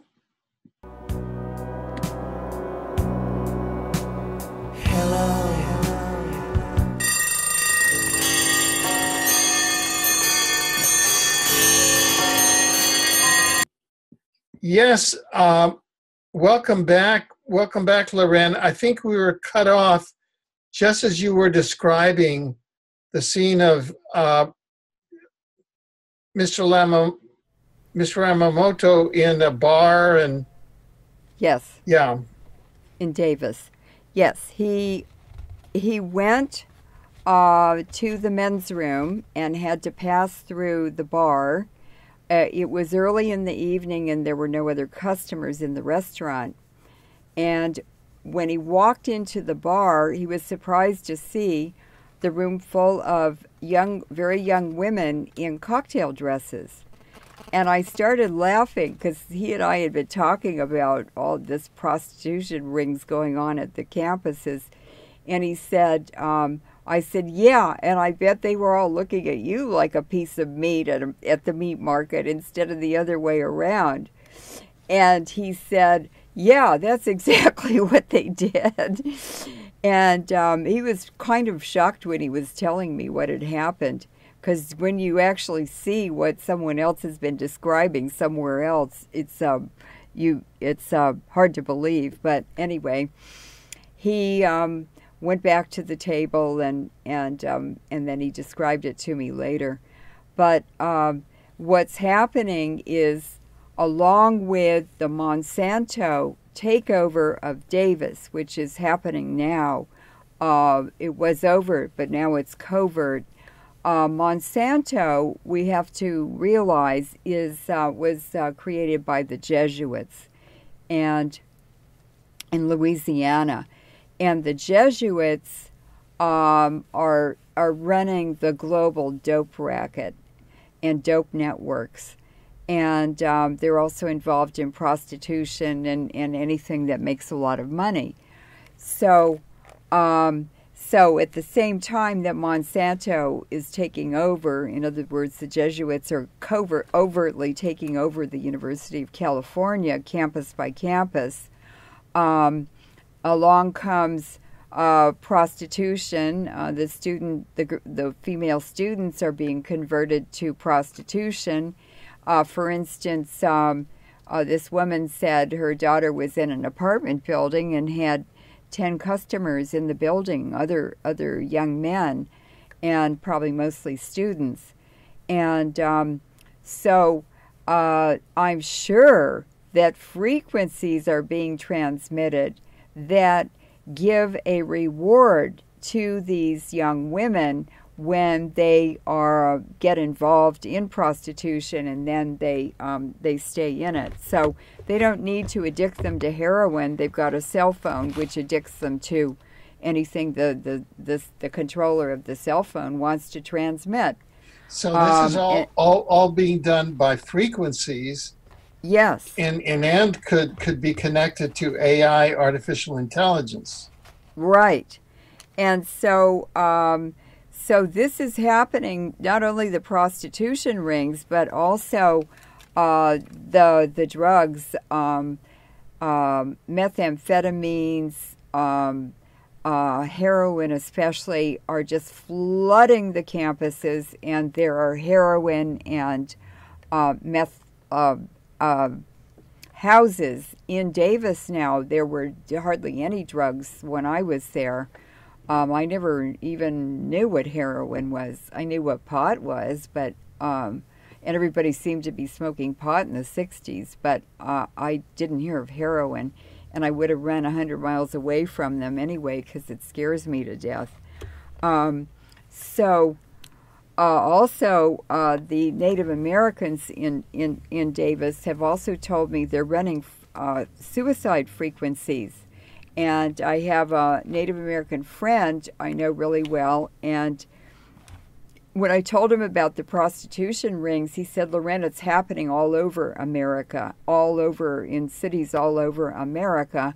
And he said it's on the reservations, and they're flooded with heroin and drugs, and the suicide frequencies are being transmitted there too.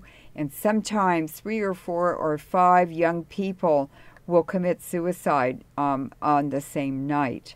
So these antennas are a very, very important part, a key part of this whole takeover of not just the United States, but the planet. Well, in fact, I was contacted by Press TV for a reservation in northern Canada several weeks ago, where over 200 First Nations young people attempted suicide on one Saturday night. Right. So that seems frequencies, and here we were discussing. You reported that in Mexico, all the women in some cities are recruited into prostitution. So that seems to be some sort of footprint of these frequencies that they're using on the cities to recruit all the women in those cities into prostitution. And it's all Jesuit driven. Yeah. So, and I had heard, because had confirmed, I confirmed at least one of those cities that I knew about, that all the women in that city were targeted to go into the sex trafficking, were trafficked into the sex trade. And so it seems that they're using some sort of footprint frequencies to traffic all of those women. So this is being done probably via HAARP and chemtrails, and that's being done, and that's always coordinated via artificial intelligence. So this is the artificial intelligence through the AI and trained organizations, starting with the U.S. and all militaries on the Rothschild side of the equation. Have you heard any anecdotes whether either the Putin side of the equation or the Chinese, are they involved in sex trafficking or any of that? Well, I don't think it's illegal in Russia. I'm not sure. But I haven't heard Putin talking about it, but he definitely talks about pedophilia. And he said, for instance, he got a lot of bad press in the West during the Sochi Olympics. They twisted it and said that he said no gays can come, or LBG, whatever it is. And that wasn't what he said at all.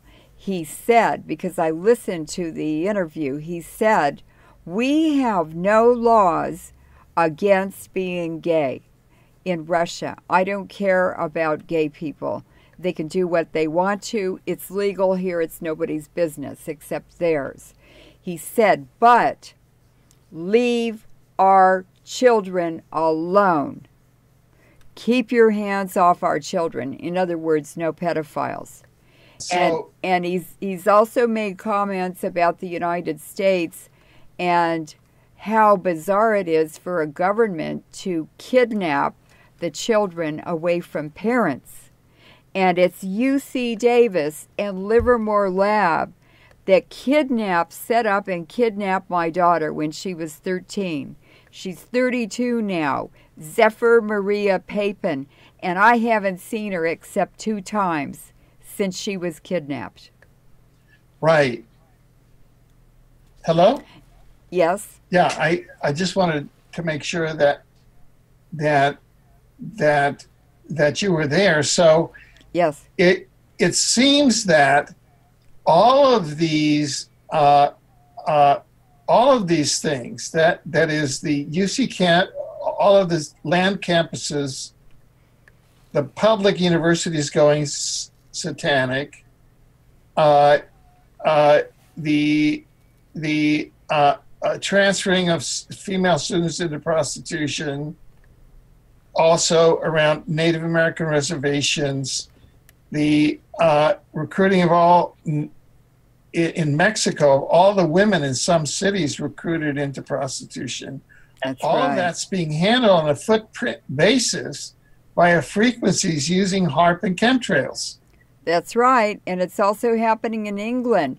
The young women are going to Spain, for instance, on holidays, and the porn agents in Spain and from other countries, it's organized crime, are there in all the bars trying to persuade these young women, these young English women, to get them drunk and give them drugs, and then to get them to have open sex in the nude on the floor of the bars and the dance floors, and they film them and then they sell it to porn distributors.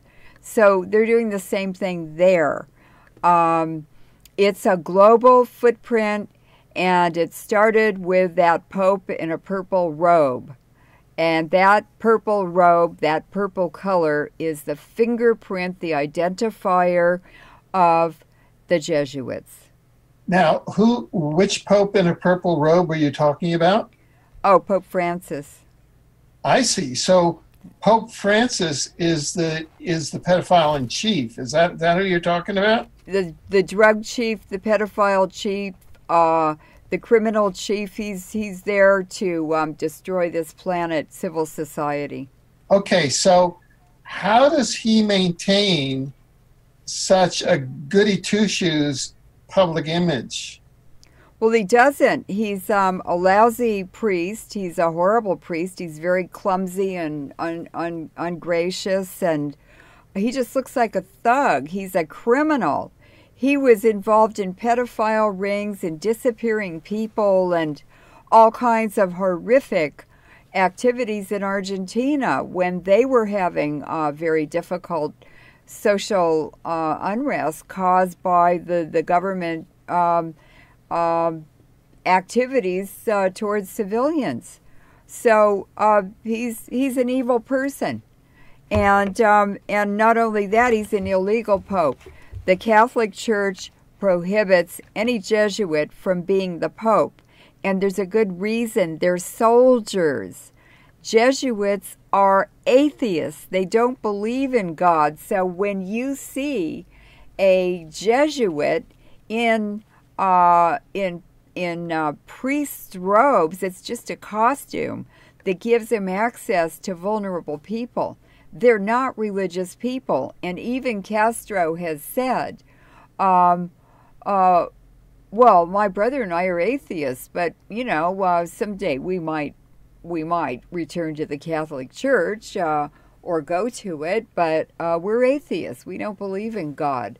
He actually said it just before the Pope and the top patriarch of the Russian Orthodox Church went to Cuba.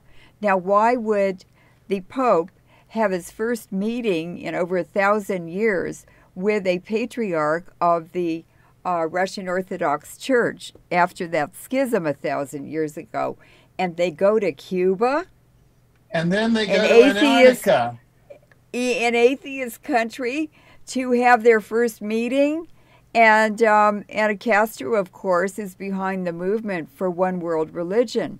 So he was tickled to death. He's ready to die. He's 90 years old. He just gave his a speech. He said, "This is probably my last speech. I'm old now. It's my time," and and it's Castro who put that all together. So what is he? What is he doing? He's Illuminati. He's carrying out the Illuminati agenda.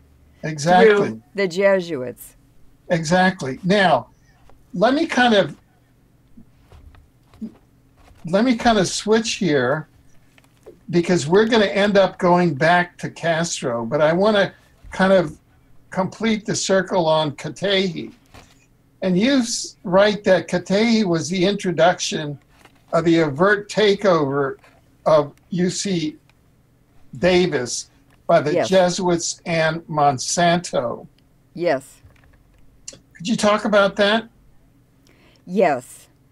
Katehi arrived just before the Occupy movement and Urban Shield. In other words, the beginning of the rollout of the overthrow of the American government and the Constitution.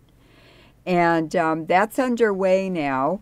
And she arrived from a Navy-dominated university, the University of Illinois, with a probably made-up background about being Greek, concealing her origin.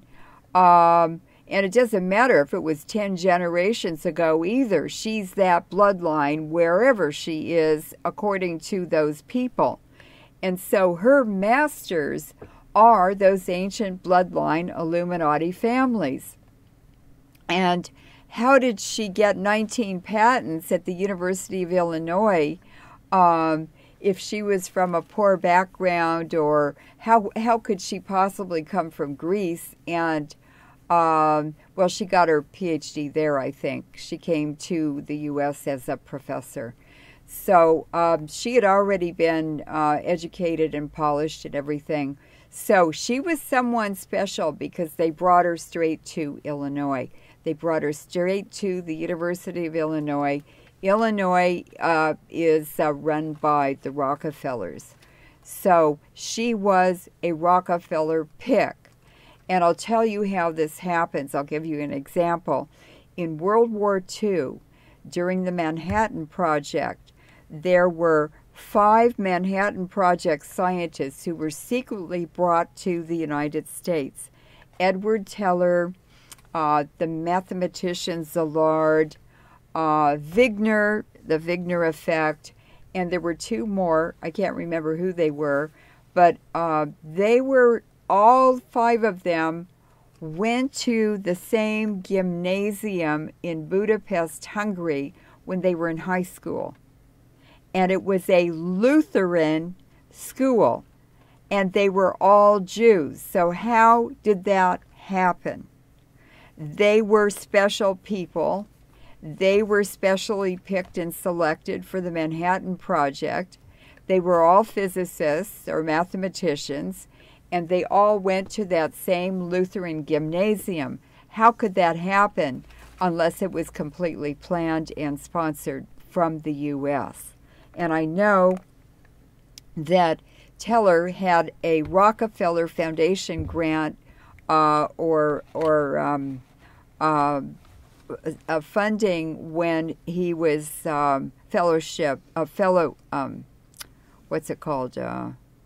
anyway, he had a scholarship when he was in grad school from the Rockefeller Foundation. He was in Hungary. So all of them were selected. Teller went from Hungary to 1 year at Niels Bohr's lab in Denmark, and then he was brought directly to Washington, D.C., and he ended up somehow at Georgetown University. And Georgetown University is where the upper elites and the leaders of America are trained, are Jesuit trained, for their future role as politicians and leaders in our Bill government. Clinton is an example. Huh? Bill Clinton. Yeah, and Hillary. They both went there. Chertoff. Oh, there are oodles of people who went there. But if you Google Georgetown University plus Jesuits, you're going to get, or graduates, you're going to get the whole list of most of our leaders at top levels in our government over the last 40 years. Right. Now, let me ask you this, just to cut to the chase here. What we're looking at, see, I'm trying to figure out what's going on. We had Katehi, and on April 27, 2016, I remember that date because that's my parents' wedding anniversary. Uh-huh. And they were married at Belém, the chapel at Belém, which is the Jesuit school in Havana that my uncle was the rector of and that Fidel Castro attended, okay? Right. And my parents were married there on April 27th, 1941. So on April 27th, 2016, the UC President's Office announced that Chancellor Katehi had been put on administrative leave and will be likely forced to resign. Now, is or is not the UC president working for or is Janet Napolitano? Yes, and she's Jesuit trained. Yeah, she went to Santa Clara University and with, is or is not. Can I just finish? Yeah, please go ahead. My apologies. She went to Santa Clara University. Governor Jerry Brown went to Santa Clara University, and Paterno, is it Paterno? No. Leon Panetta went to Santa Clara University also. And he is the visionary for the 'Ndrangheta Italian mafia tribe or organization. I think the town is Serino or something like that. It's down on the bottom of the boot of Italy. And they are now the top drug distributors, drug mafia in the world. And he was first Secretary of Transportation for Clinton. Clinton set up the airport in Arkansas, the Mena Airport, as a drug depot. The 747s come flying in from Asia, loaded with heroin, and they land at Mena. The heroin is the Chinese are paying back the Rockefellers with China white heroin for the redevelopment loans they made to China, and the heroin is picked up and distributed by Walmart trucks and Tyson chicken trucks. And so you need, when you're selling drugs, you need a distribution network. Well, there's the distribution network. And remember, Clinton, Bill Clinton is his grandfather is the biological grandfather, was the Rockefeller governor of Arkansas. His mother was an illegitimate child of that governor. Winthrop Rockefeller, who made a special point of meeting with me in 1966 at the faculty lounge in Yale Law School, but that's a different radio program. Okay. Right. So now, just a minute. So we're talking about Katehi, and we're talking about what did you ask me? I was trying to finish. Okay. Here is what I'm building up to. Okay. To cut to the chase. It looks like the only reason why Katehi got booted by her co-conspirator, Janet Napolitano, and her co-conspirator, Governor Brown, is that she got caught with her hand in the cookie jar. Well, she was too overt with the bear spray media, with the bear spray media incident, and then she hired those consultants for hundreds of thousands of dollars to go online and try and scrub UC Davis from any negative opinion. Yes, that's right. She had they call her Scrubby now as a nickname. She had all of the media coverage cleansed, scraped off the internet. It cost over $250,000, and she got, I guess it got into, somebody got upset about it, and then they discovered other things. I know that there was a problem with her moonlighting. She was on the boards of two institutions, one of them, or corporations. One was Wiley and Sons. So she was getting money, hundreds of thousands of dollars, from the publisher of student books. Now, wouldn't that bias the books that maybe the student bookstores were buying, which publishers they would be buying from? She would be recommending John Wiley and Sons textbooks. And, right. And then there was another organization. What was the other one? It's on the outline that I sent you. Yeah, DeVry University board seat. Oh, yeah, and she got John hundreds Wiley of thousands. and Sons board of directors. She got hundreds of thousands of dollars from them, too. And then, and so it's really an ethics scandal. And then scrubbing the stuff off the internet. But there are other things, too.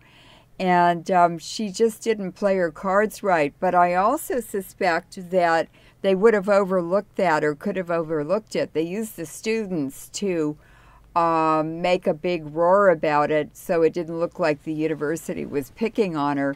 But I think it was actually Monsanto behind it, and that they have a Monsanto chancellor in mind that they want in office now. Remember, they're going overt now. And they're replacing the top leadership at UC Davis with their own Jesuit-trained Picts or even Jesuits. So I think that's what's really going on. And if they wanted to keep her, they would have. They were finished with her. And the fact that Janet Napolitano is the UC president with no search for any other candidate, they just cold hired her because they wanted her. And along with her came FEMA and Homeland Security. And California is the first state they're taking down using Homeland Security and FEMA to transition the United States into this Jesuit nightmare that we're headed into.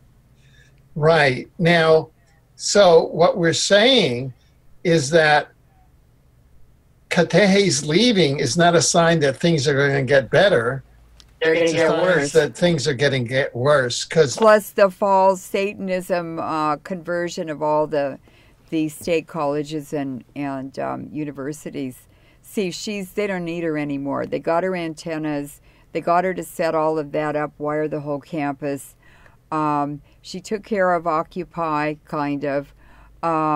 She got some free money on the side because as a reward for the antenna patents.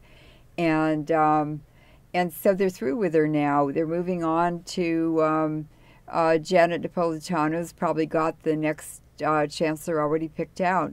And he's going to be more Jesuit than and more useful for what they have planned for the UC Davis campus and eventually the rest of the whole UC network.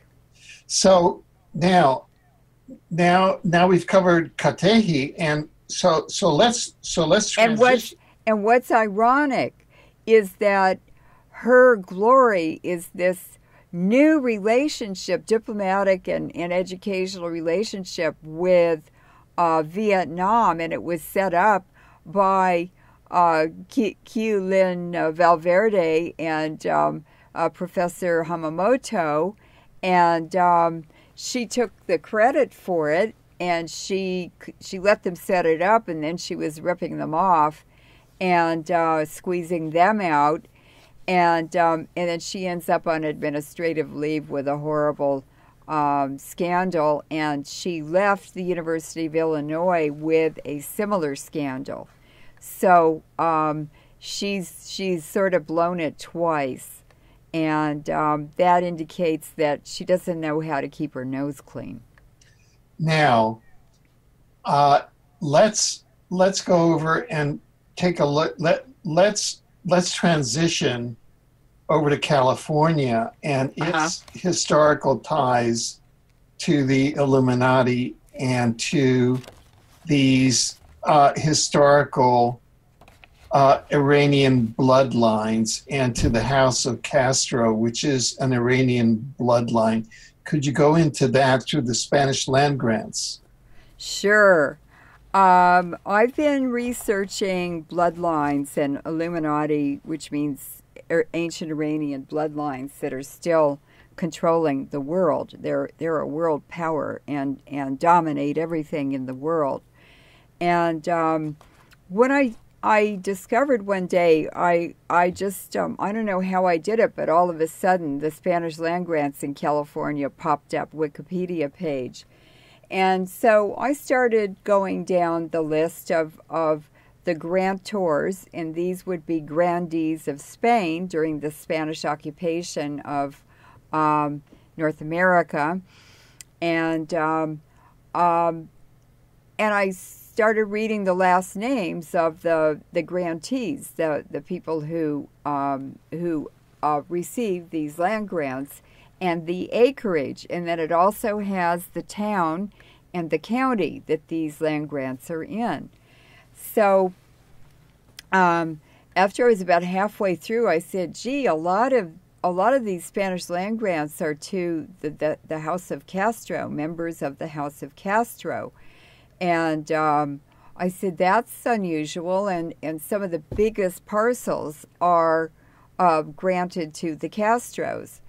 And so then I looked in more of them, and that was consistent. And the second biggest grantee receiver was Carrillo. And Carrillo was a grandee of Spain also, and involved in California.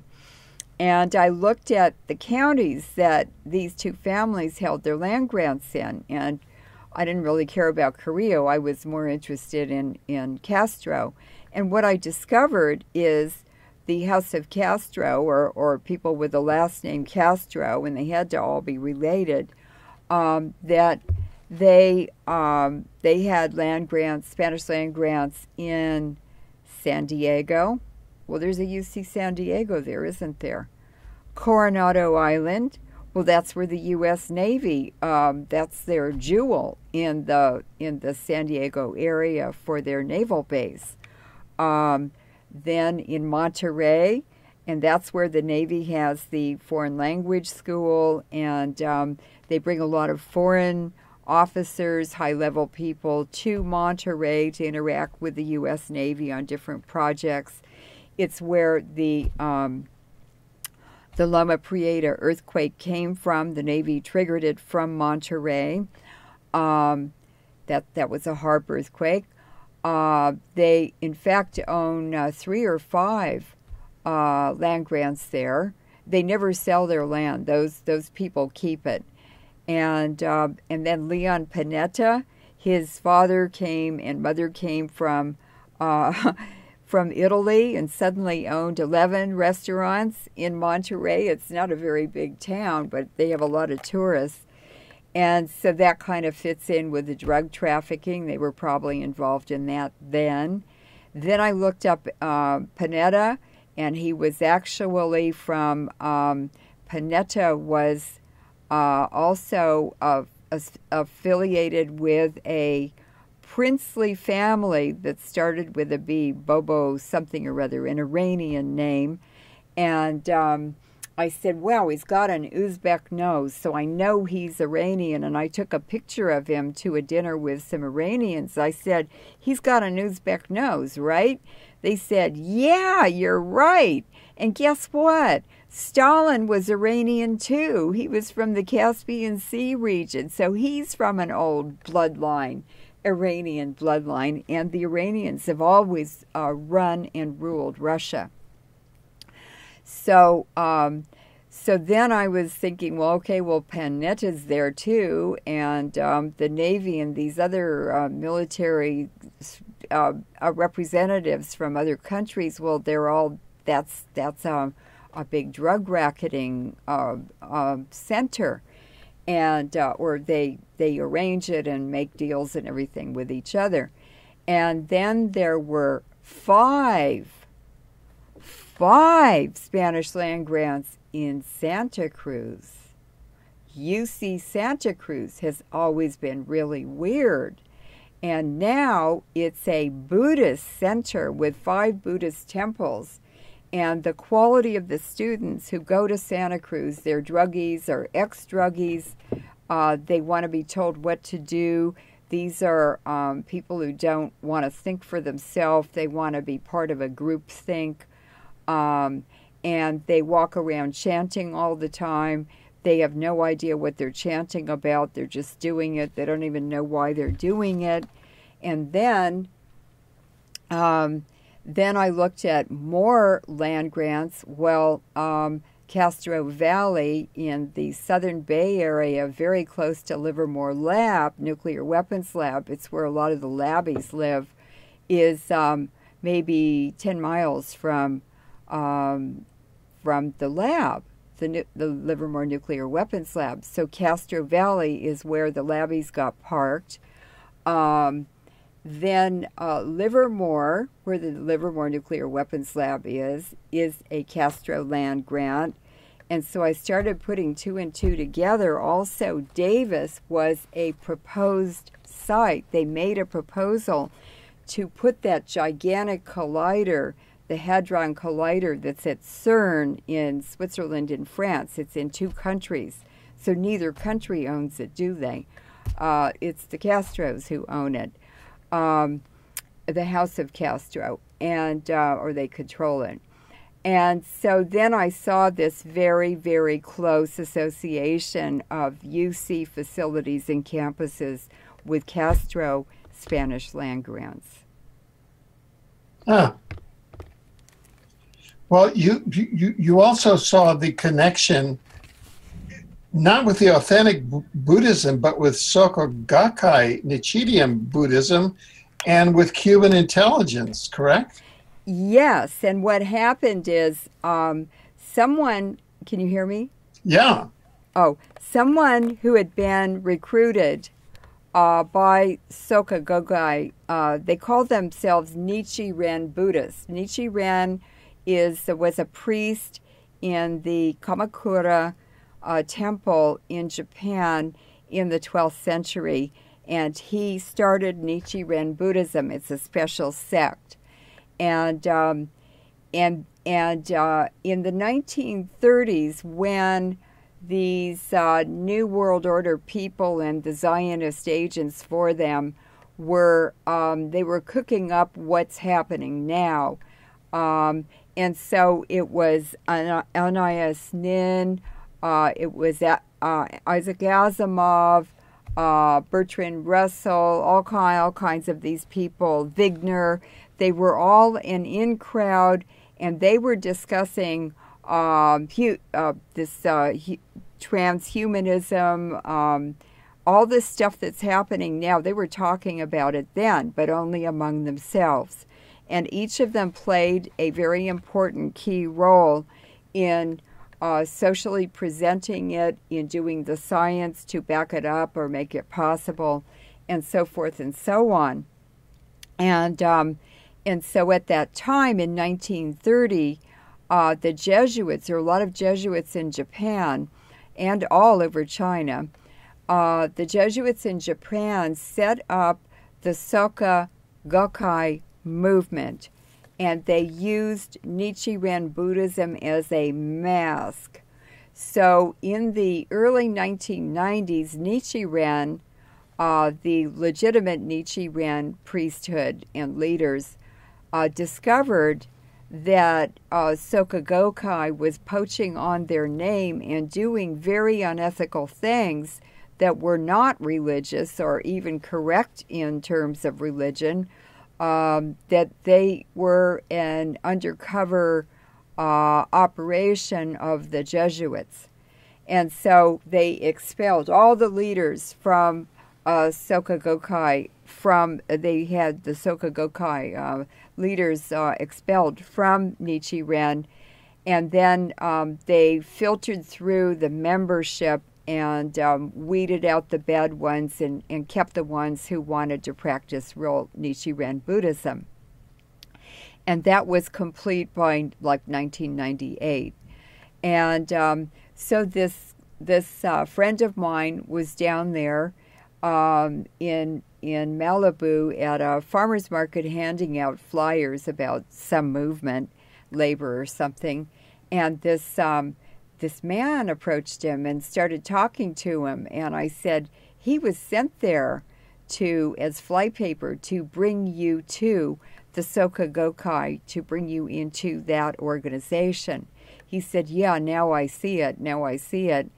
And he said, so I went with him, and I was going, and I thought I was a Buddhist, and we were chanting, and I thought it was Nichiren Buddhism. And he said, then I started getting really, really strange feelings and vibes. He said, I got scared, and my cousin was there too.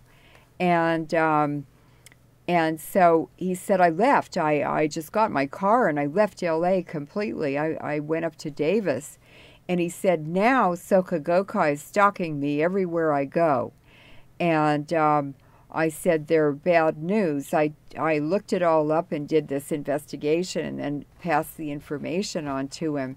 And I said, and that leader in Malibu of that particular facility, he had told me is best friends with Castro. And he makes regular trips to Cuba to meet with Castro. He's also married to a Japanese woman, so they go to Japan all the time. That's to the Soka Gakkai and Nichiren stuff there. And so I looked that guy up and I said, oh, get away from that place and those people and don't ever talk to them again. And then I discovered that Santa Cruz has 5 Buddhist temples, and I bet you they're all phony Buddhism. And they're set up by the House of Castro in the University of California, or they're by UC for the Castro interests. And I asked someone who lives there, well, what are the students like? And he said, oh, they're really poor quality, and they're ex-druggies, or they're druggies, or drug houses everywhere. And I said, oh, it's just another one of their operations.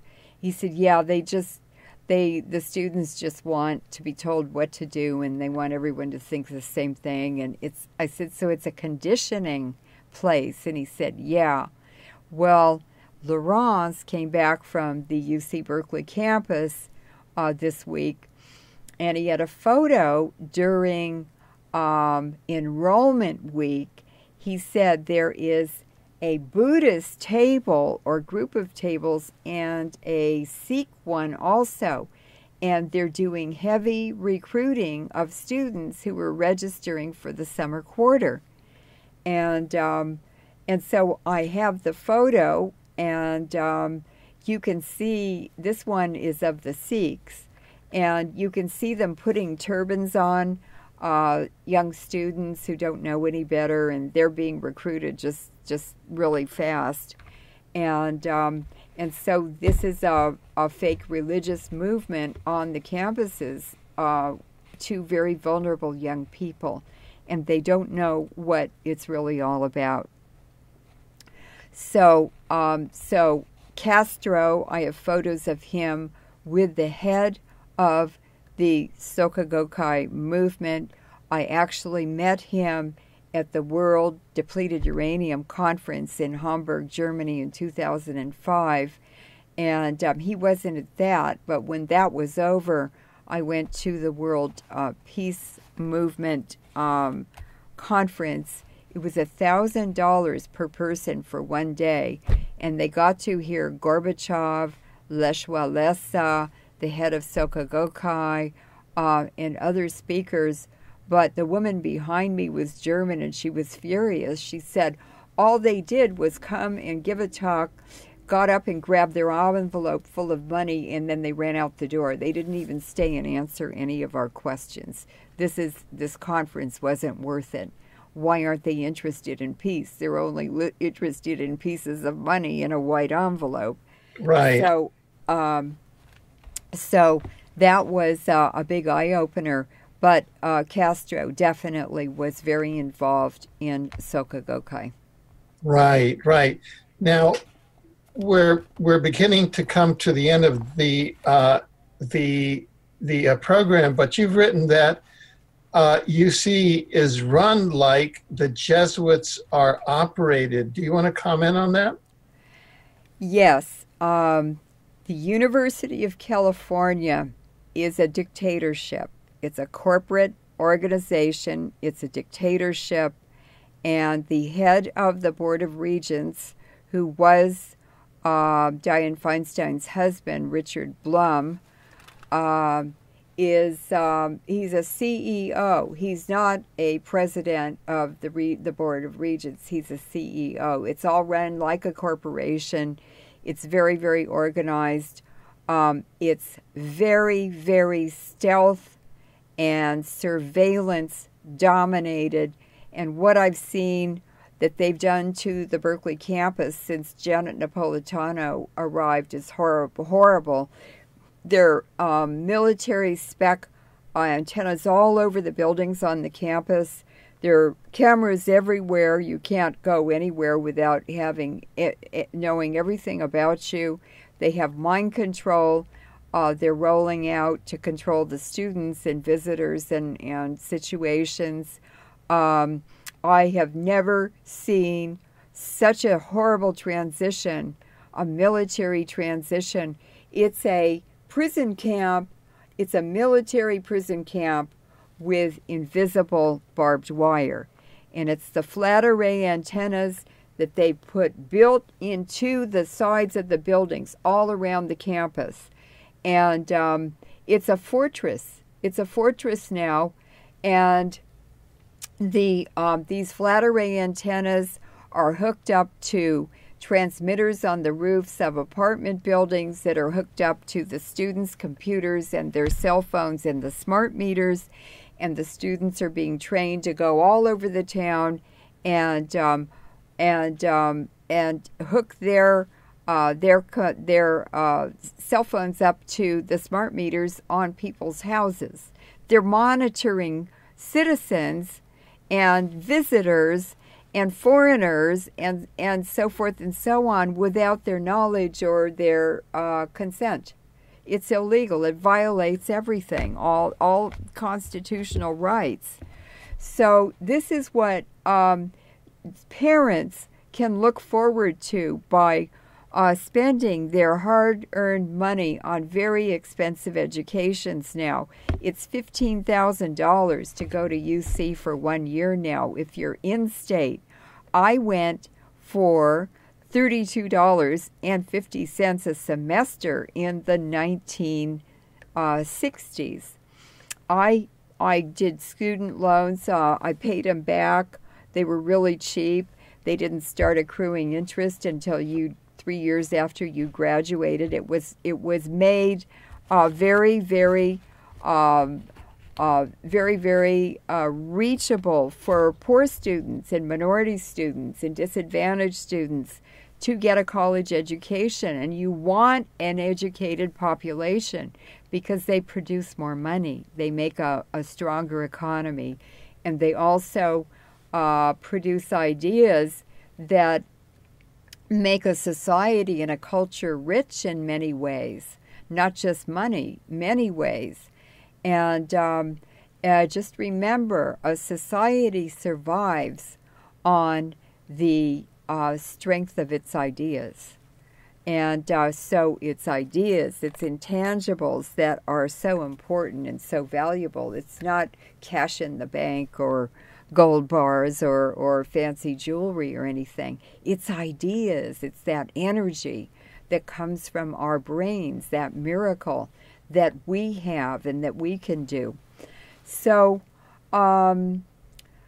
they're killing that. They just want people who are slaves, who submit, who just do whatever they're told to do.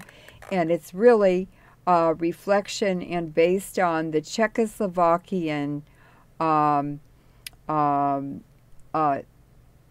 surf program called Robota.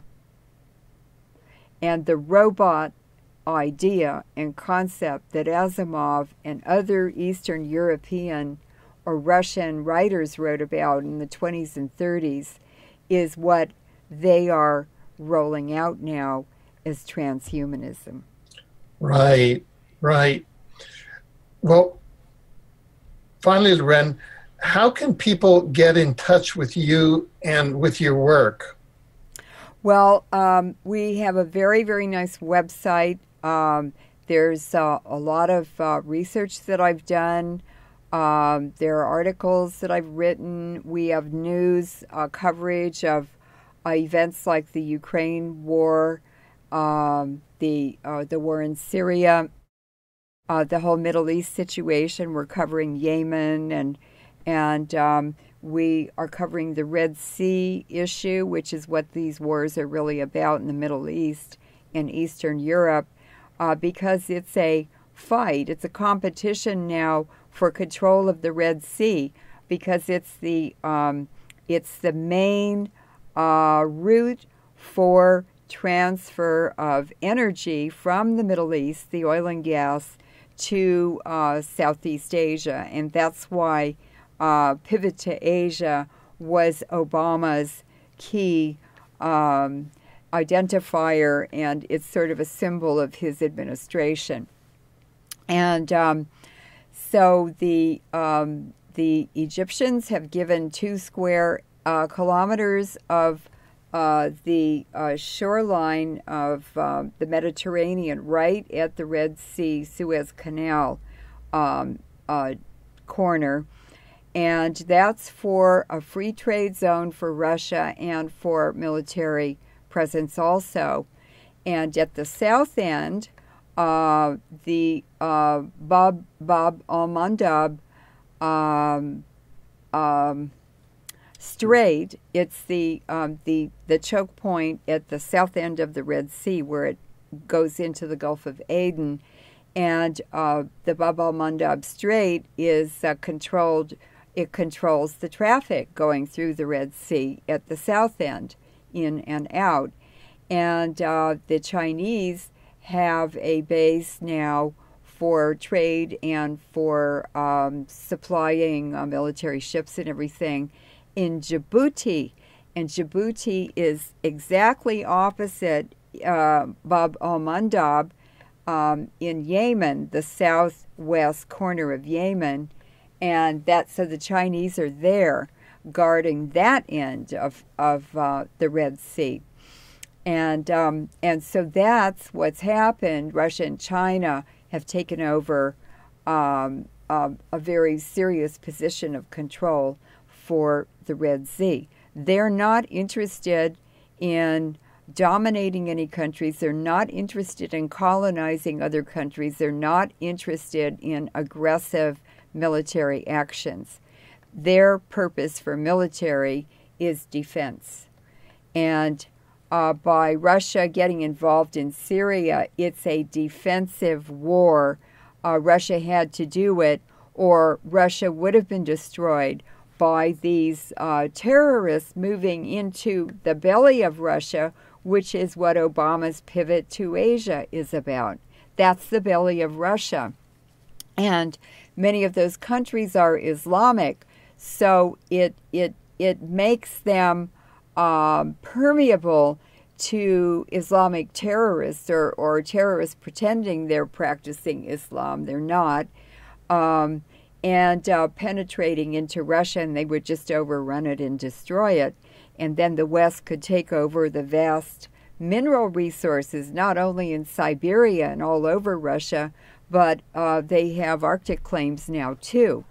And so this is a millennium transition. This is a 1,000-year transition.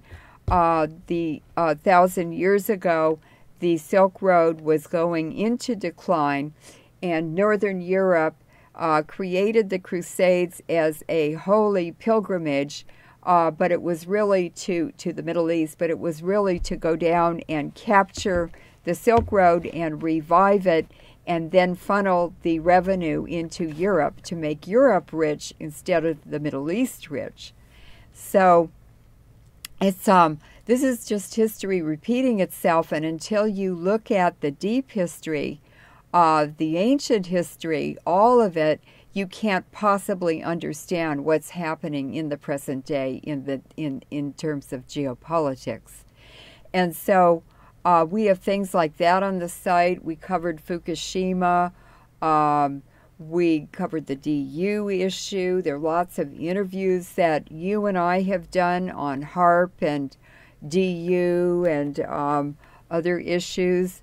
And then people, I love archaeology and art and everything, so the site is beautiful too, and it has the spirit of culture in it, and ancient culture, and I think it's a really nice site. And some husbands have complained to me that they never see their wives because they're sitting in front of their computers reading all the articles on our site. Oh, I'm a LeurenMoret.info widower. That's a switch. Yeah. So people can go onto the site, and we have places to sign up for our newsletter. So Laurence puts very nice newsletters together with a global perspective on news, and also an announcement usually for a new interview that we've done, and with you and others. And then there's donation button, and we want to thank all the generous people who have made wonderful donations to us. We survive on that, so they can make donations, and we request that they do. It's very, very hard to do this without a steady income or a reliable source of revenue, and it's what most activists face. It's very hard to do this because you don't get paid for it. And I want to thank you for all the support that you've given me since 2000 or 2001 when we found each other. And you really changed my life, Alfred. I hope that I changed yours too. I took you to Japan and Malaysia and India and Okinawa. And opened many doors. It opened many doors, yes. And so when we share our lives with each other and we share our resources and opportunities with each other, the benefit is at least twice as much. I met lots of great people because of you. And I just want to thank you. I want to thank the audience. I want to say that these are transitions that are happening. We're describing them as they happen. We're explaining them. And it's not because we want you to be afraid.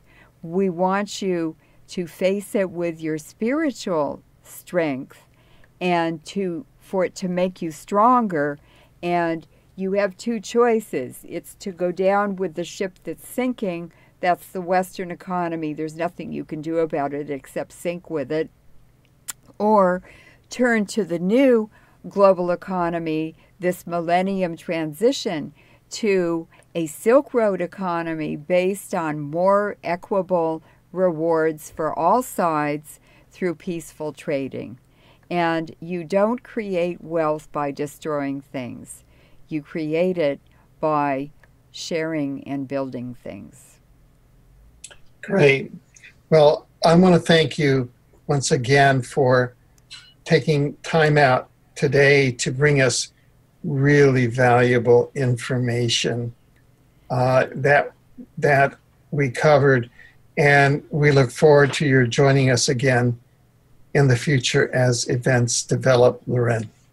Thank you. And just remember that if you're addicted to TV and you start watching our videos and our interviews and going to our sites, you don't need your TV anymore because reality and the truth is much more exciting. It's much more of an adventure than what someone puts on TV and pays for it with revenue from ads. They make money that way. So they're not really interested in educating people. They're interested in getting viewers and making money from ads. And that's not our goal at all. It's to empower, educate, and to help people begin to trust themselves and to have good resources. We're going to have a store on our website with good products that help. And I want to really recommend highly that if you're interested in getting a biomat, talk to Alfred, email him, go to his website, look around the internet. Hello? Hello?